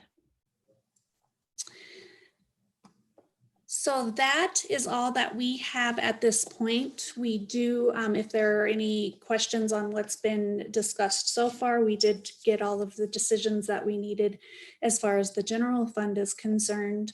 But with our remaining time, I do know County Manager Dane mentioned that DCM Adriani is ready to talk about HERF and road maintenance sales tax. And John Comer is available with those 10-year plans to share on the screen as needed. Oh, great. Okay. Thank you. I had mixed up when I said John was going to be presenting the 10-year. Oh, it's fine. I'd mixed it up. It was supposed to be HERF, so I apologize. Oh, no problem. Okay, super. Well, great. I think then we're ready to move on for the starting with the HERF discussion. And so Jimmy, is there anything you want to start out with, or should I go ahead and turn it over to Lucinda? Madam Chair, I would just thank you for the opportunity. I would just say thank you to you and the board and to the organization for these discussions and getting to this point now. And just want to say thank you. And again, I just want to stress that this is a weekly continual conversation, and we will continue to bring updates to the board, be in constant communication with our department partners throughout the organization. So thank you so much. Great, thank you. Lucinda? All right, good morning, Madam Chair and board members. Pleased to have the opportunity to present both the transportation 10-year fund as well as the road maintenance sales tax 10-year fund plan for moving into fiscal year 21. First, I really want to highlight that the board's leadership in diversifying the revenues that support our roads infrastructure in this county in more than one way. We are reaping the benefits of that board's action and the public's trust in the investment in the county, with the passage of Proposition 403, the road maintenance sales tax. Although the implications of this public health emergency, on the state and regional economy are unprecedented, the transportation fund is in a much better position than it has been historically to weather these types of downturns, and including this very significant downturn, because of the diversification of the funding. Albeit we will have probably some tough decisions going forward. As you well know, when we went through the Great Recession, the only funding source that we utilized was the gas tax, the Highway User Revenue Fund. And the state was very aggressive with sweeping those funds. And of course, we also experienced a reduction in the actual level of revenue as well, because in particular, the construction industry had been so hard hit, as well as the broader economy. Now with the addition of a local sales tax, although we're seeing that obviously impacted right now, that diversification and being able to build up a fund balance over the last several years is going to support us now in being able to maintain our basic road maintenance services through this period. That has been our focus and will remain our focus. Last year, the board intentionally planned for a potential downturn in revenues in fiscal year 21-22 pre-COVID. That's our standard 10-year planning, and that had remained part of our plan. So, we have now, though, realigned this plan, and Esler will go through the revenue assumptions, both for the gas tax, for vehicle license tax, as well as our road maintenance sales tax, the local tax, in just a minute. But, we have made the decision in how we're presenting this today to align with the values and goals that were articulated by the board when you placed Proposition 403 on the ballot in 2014. And these values and goals have been adhered to since then, which include identifying basic road maintenance services and the associated recurring costs is the top funding priority, with one-time funding for road capital projects and equipment purchases as secondary funding priorities. Those basic road maintenance services, of course, include, very importantly, snow removal services. And, when we were out working with the community to have a discussion about this tax, that was the driving question by the community is, would we in the future be able to maintain our basic road services, blading roads, removing snow, and the plan that you're going to see focuses on being able to continue to do that and meet that promise. Thus, the proposed 10-year plans focus on cost reductions and capital projects and equipment purchases, so we can keep intact those basic road maintenance services, including snow removal services. So with that, I'm going to go ahead and turn it over to Esler. And I'm going to ask John to bring up, there's a one-pager that we prepared very similar to the one-pager that you'd seen relative to the general fund that will identify what the cost reductions that we're pursuing. I'll come back and touch on those. And he's going to utilize that to walk through this, but he's also next going to walk through what were the revenue assumptions we've made. These are different than the general fund, given the difference of our funding source, particularly the gas tax and vehicle license tax. So thank you, Esler, for presenting this. Thank you, Lucinda. Good morning, Madam Chairwoman, members of the board. I wanted to go and share with the board today some of our thinking that is similar in some regards to the revenue assumptions for the general fund, but the transportation fund does provide some different opportunities as well. So the transportation fund has three primary sources of revenue. The highway user fee revenue fund, or the gas tax, accounts close to 50% of that transportation fund. In the last two recessions, in 2001 and 2008, HERF revenues were not only affected by a decline in fuel sales tax revenues, but also by state sweeps. So we've accounted in this revenue model for both those situations. Fuel consumption is exacerbated by economic activity. During an economic boom, fuel sales increase at a higher pace, and then during the economic downturn, the decline is even steeper than the decline in economic activity. So obviously the extent of the decline and the expected length of the decline is still unknown for us. In the first part of April, our regional fuel supplier reported a drop in sales of fuel sales by close to 50% in northern Arizona. So that was one of the factors that we took into consideration. And also last month, oil prices went negative for the first time in history. Most recently, those prices have stabilized some, but still remain way below the pre-COVID situation. So in light of this economic uncertainty, we're accounting for a 40% drop in HERF revenues for the remainder of fiscal year 2020. We're expecting to see a decline of HERF revenues by close to $1 million this year, and we are further forecasting a decrease of HERF revenues of -15% and -1% in fiscal 21 and fiscal 22.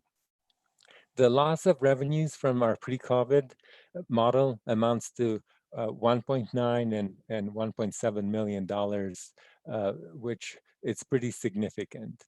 And even though we expect a bouncing back of revenues by 6% in fiscal year 23, we still see the revenue drops of close to $1.5 million in HERF. Of significant importance in the transportation plan is accounting for our state sweeps of the HERF to cover shortfalls in the state funding. So these sweeps took place in both 2001 and 2008, and we're taking into account potential sweeps of $1 million in the next 2 fiscal years, 21 and 22, and then a smaller state sweep of $700,000 in FY23. Then looking at the second revenue source in the transportation fund, which is our VLT tax, the vehicle license tax, which makes up about 10% of the transportation fund. We model this revenue source in line with the state shared revenues that we are using in our general fund. The VLT revenues pre-COVID were very strong, and we actually will have a slight surplus of $2,231 expected in FY20. But we do see a decrease of VLT revenues by 11% in FY21, which amounts to a decline of $172,000. So the third major funding source of course, is the road maintenance sales tax, which is close to 40% of our overall revenues. The road maintenance tax is in effect the same as the local sales tax revenue, so we modeled that accordingly. The decline in RMSD receipts is 38% for the remainder of this fiscal year, and the recovery is in line with the long recovery model that we're using for the local sales tax. So we're approximately, and that's further down, we are seeing a potential reduction if an RMSD a little bit further down in FY20 of $253,000, and then further reduction in FY21 and 22 of $354,000 and $454,000. So that accounts for the information that and our revenue model and assumptions that we put forward in modeling the revenue streams for the transportation fund and the road maintenance sales tax. Now I'll turn it over to Lucinda to discuss our proposed reduction measures. Thank you, Esler. Appreciate it. In terms of the cost reduction strategies, first we'll reduce, we'll discuss the capital projects, equipment purchases, and the annual chip seal, and you'll see those on that one pager. We're also reducing, we've been historically put a small amount of money into small scale drainage projects as well. And again, if you take a look at that, that one pager that's on the screen, you can see those noted. If you drop down about halfway down, you'll see those noted there as well. And the associated dollar amounts. In addition, we have and will continue to keep positions open during this downturn to help reduce help address the revenue shortfall. With the cost reduction measures, we estimate about $650,000 in vacancy savings in both 21 and 22. Other reductions include a cost reduction target for operational expenses totaling about $100,000 in both 21 and 22. This represents a 1.6% reduction of the overall operating budget. The operating budget, including salaries, all of the operating costs. We have reduced travel and training costs by 25% for FY21 and 22. That amounts to a reduction of approximately $120,000, which we believe will still allow us to support most of our required certifications that are necessary for people to perform their work. As to compensation, the 10-year transportation plan does not include increases in salaries for 21 and 22 in alignment with the general fund. However, we did place one-time funding set aside to address compensation in 23 and 24, as was done in the general fund 10-year plan. And then again, in alignment with the 10-year plan for the general fund, we have the escalation in for future years at 1%. So basically how we're dealing with compensation mimics the general fund plan for the next 10 years. So with that, I think we are prepared to answer any questions. Thank you, Madam Chair and board members. Okay, thank you very much, Lucinda. Thank you, Esler. And so let me ask if there's any questions from the board about what was presented, the plan, the cost reductions, et cetera. And I should also add that, John, why don't you go ahead and bring up the transportation 10-year fund, 10-year plan as well. Thank you, John. So and if you scroll down there, you can see ultimately where we end up with our ending fund balance. Esler, you want to walk through particularly those two line items relative to facilities and the state suites. Would you walk through that, please? Absolutely. So we are, there have been some modifications and reduction, as Lucinda pointed out, to our 10-year transportation fund. The first one is the reduction in projected salary savings of $650,000 for FY21 and 22, and those were the above the line reductions that we were considered. So the salary savings being the most significant one, but also the travel and operational costs, as we had talked about. We had further also reduced below the line any of our revenue and any our revenue dependent expenditures, and that includes our facilities work that we had envisioned in the previous fiscal year by reducing that amount in FY20 in FY21 by $1.2 million, and it's the $1.2 million that you see there. It's the remainder of the funding necessary to complete the cinder barns in FY21, and also includes some life safety improvements that we are expecting and will bring to the board for consideration to the B3 building this coming year. We also below the line on the highlighted state sweeps in HERF, we have accounted for the $1 million for both FY21 and 22, and also in the 10-year plan considers the state sweeps to be in effect for the next 6 years, all the way to FY26,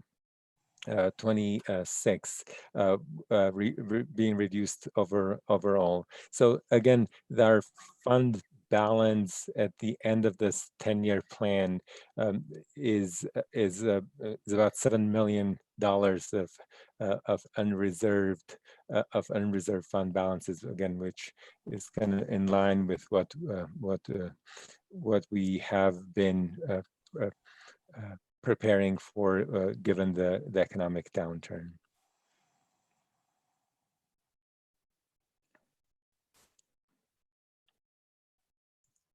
Lucinda, anything you want to add? And we can also, oh, I'm sorry. Go ahead, Esler. We can also go into the 10-year RMST plan if possible, Sure. Unless there are any questions on the transportation fund. Okay, yeah. Let me, Lucinda, is there anything you wanted to add to this? Or are you? No, I think Esler did a good job of outlining it. Our intention is to also build in triggers to look at if in fact we have either an upturn or a downturn in revenues. Similarly, as we've discussed for the general fund, that we will build in triggers that will then look at how do we bring back projects. I also want the board to know, and I think you're aware of this, that we've put together a set of projects, shovel-ready projects, that if the federal government decides to put in place a stimulus package, that will be ready to move forward with those. And so we're prepared to respond to that request for proposals if they move in that direction. Yes, thank you for noting that. That's important to have that ready. Okay, well, let's go ahead and go to the road maintenance sales tax 10-year plan. So the road maintenance sales tax, again, the assumptions on the revenue, we went over those. There are reductions similar to the local sales tax and an expected bounce back in the future years. One of things to note here in terms of the expenditures, we've reduced some of our capital projects and purchases in the earlier years in order to balance that trend line further out. We've reduced equipment purchases from our need of close to $2 million in FY21. We're proposing only $1 million and 70,000, and then incrementally increasing it in the outer years. The same thing with our chip seal projects. We, in order to keep in line with our cheap seal program and keep our infrastructure intact, we need about $2,200,000 a year, and we have reduced it in the early years by 1.2 million, and then incrementally increase it in the outer years. One note that I wanted to point out in the RMSD that is slightly different from the from previous 10-year plans in the road maintenance sales tax that the board has seen is this line about the revenue smoothing, transferring out amounts. We, again, in light of the HERF revenues declining, as well as in with the being hit with potential state sweeps, we are increasing the revenue smoothing in FY21 by $878,000 and $521,000 in FY21 and 22 in order to keep the same level of service that for our road infrastructure and in our communities. So those are the overall kind of takeaways and differences. We still end the 10-year plan with a positive ending fund balance. Just wanted to point that out as well. Thank you, Esler.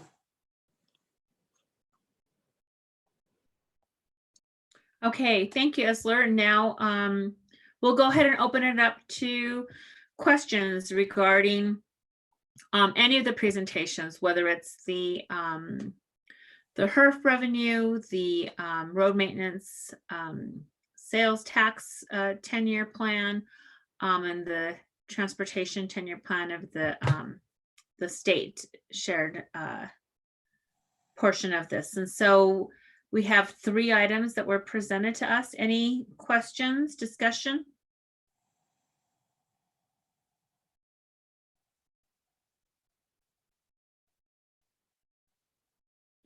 And if anybody's saying anything, you might be on mute. I think I just got off mute. So these are, Madam Chair, I think they're reflecting the adaptation we made with our other budgets, while also considering the different sources that we do get gasoline tax and the impact to that, strategically they're making the right moves related to projects like that. So I like the analysis and thank them for the work that they did here.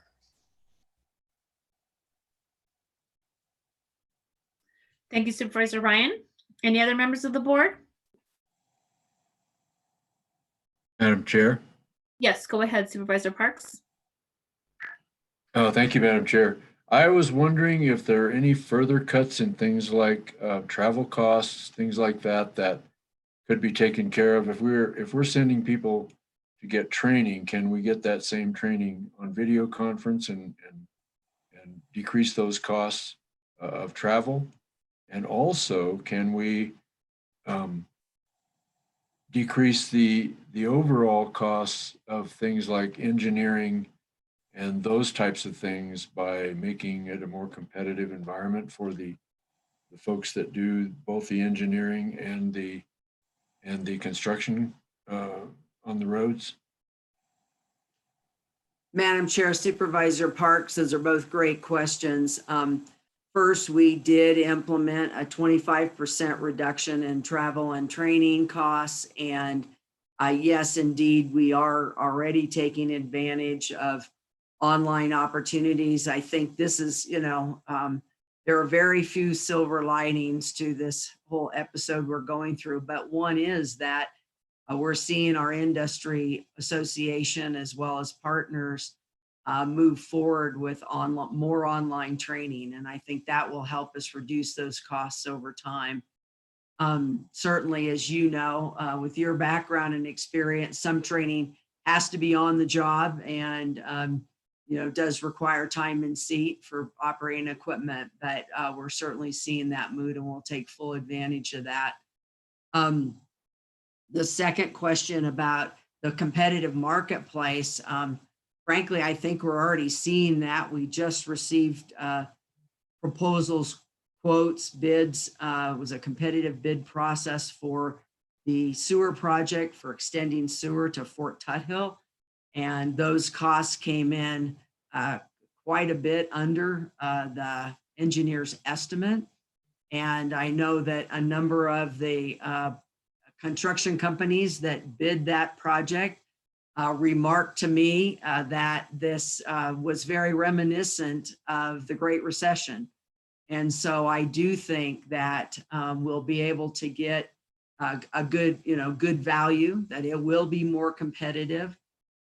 Certainly there's pluses and minuses to a stimulus that may change that dynamic to some extent, but we also know, like us, most institutions will be reducing the level of projects that they'll be able to go forward with. So we really do hope that the feds move forward, the federal government moves forward with that stimulus package so that we can keep people employed and can continue to upgrade or to address the maintenance issues that we have with our existing, particularly our paved road, assets. So right now, part of what you are seeing in this budget is that the projects that will continue to move forward, the engineering will largely be done within the organization. So that's another way that, given that we're reducing that footprint of the number of projects, we'll be able to do more of that remaining engineering in-house. So we'll be able, that's part of how we're showing cost reductions as well. Thank you. Thank you, Director Andriani. I appreciate that. That's all good news. Thank you very much. Thank you. Other members of the board?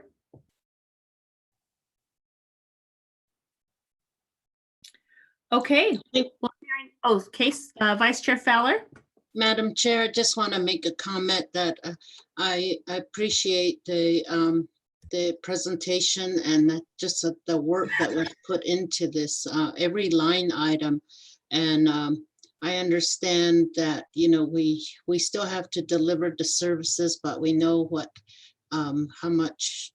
we need to do on our part to be able to keep the operations going. So I just really want to appreciate that. Thank you.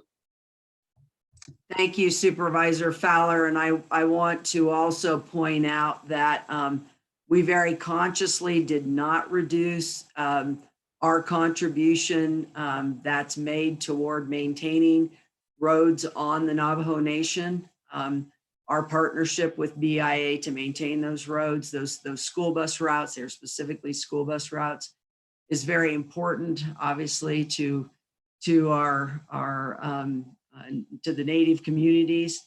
And in addition, we did not reduce the contribution that we make on an annual basis to joint projects that we are in partnership with the Navajo Nation Department of Transportation. So those are very important. Those roads up there undergo a great deal of traffic and,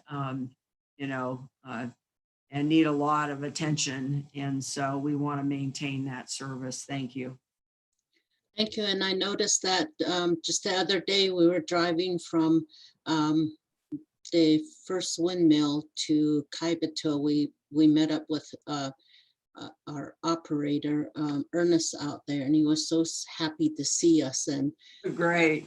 They do such a great job. And of course, everyone in the community knows them. So thank you so much. Really appreciate it. Thank you. They are fantastic. Wonderful. Any other members of the board? Madam Chair?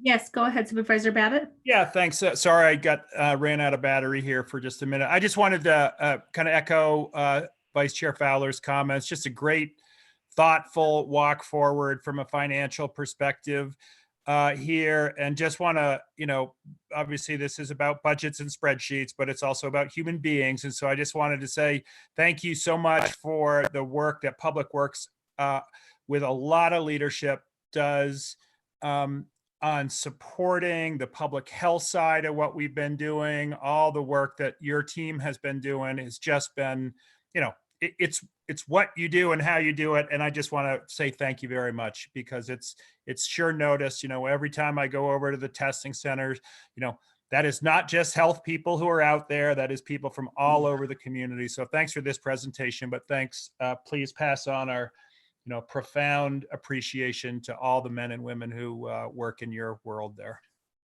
Thank you so much, Supervisor Babbitt, for acknowledging that. And we've had a team that's been supporting the testing sites, as you know, from day one, and they're continuing to do that, including the weekend Saturday testing service as well. And they're proud to be doing that. They know how important that is, and I'm extremely proud of them. And we have a great team. We're really fortunate. Yes, you do. And thank you, Supervisor Babbitt. And also, I am very supportive of what's outlined here. I mean, obviously, there's been,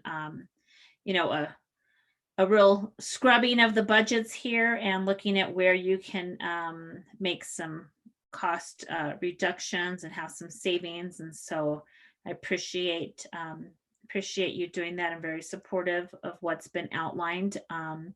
And in regards to just the incredible team that you have tonight, just as a reminder, we are actually on our agenda this evening. We're going to be proclaiming and celebrating and recognizing National Public Works Week, which is actually from May 17th through the 23rd. So we'll have the opportunity to be able to, spotlight our incredible team at Public Works, the work that they do every single day to assist community and to really, ensure that we have a great quality of life, being able to get to where we need to go and travel safely on roads and during snowstorms and all the other things that our Public Works team does. So I want to thank you for that. And really also, I think tonight also we'll have a chance to, also thank our COVID team. The team that particularly works with Hotel Aspen really stepped up on Sunday.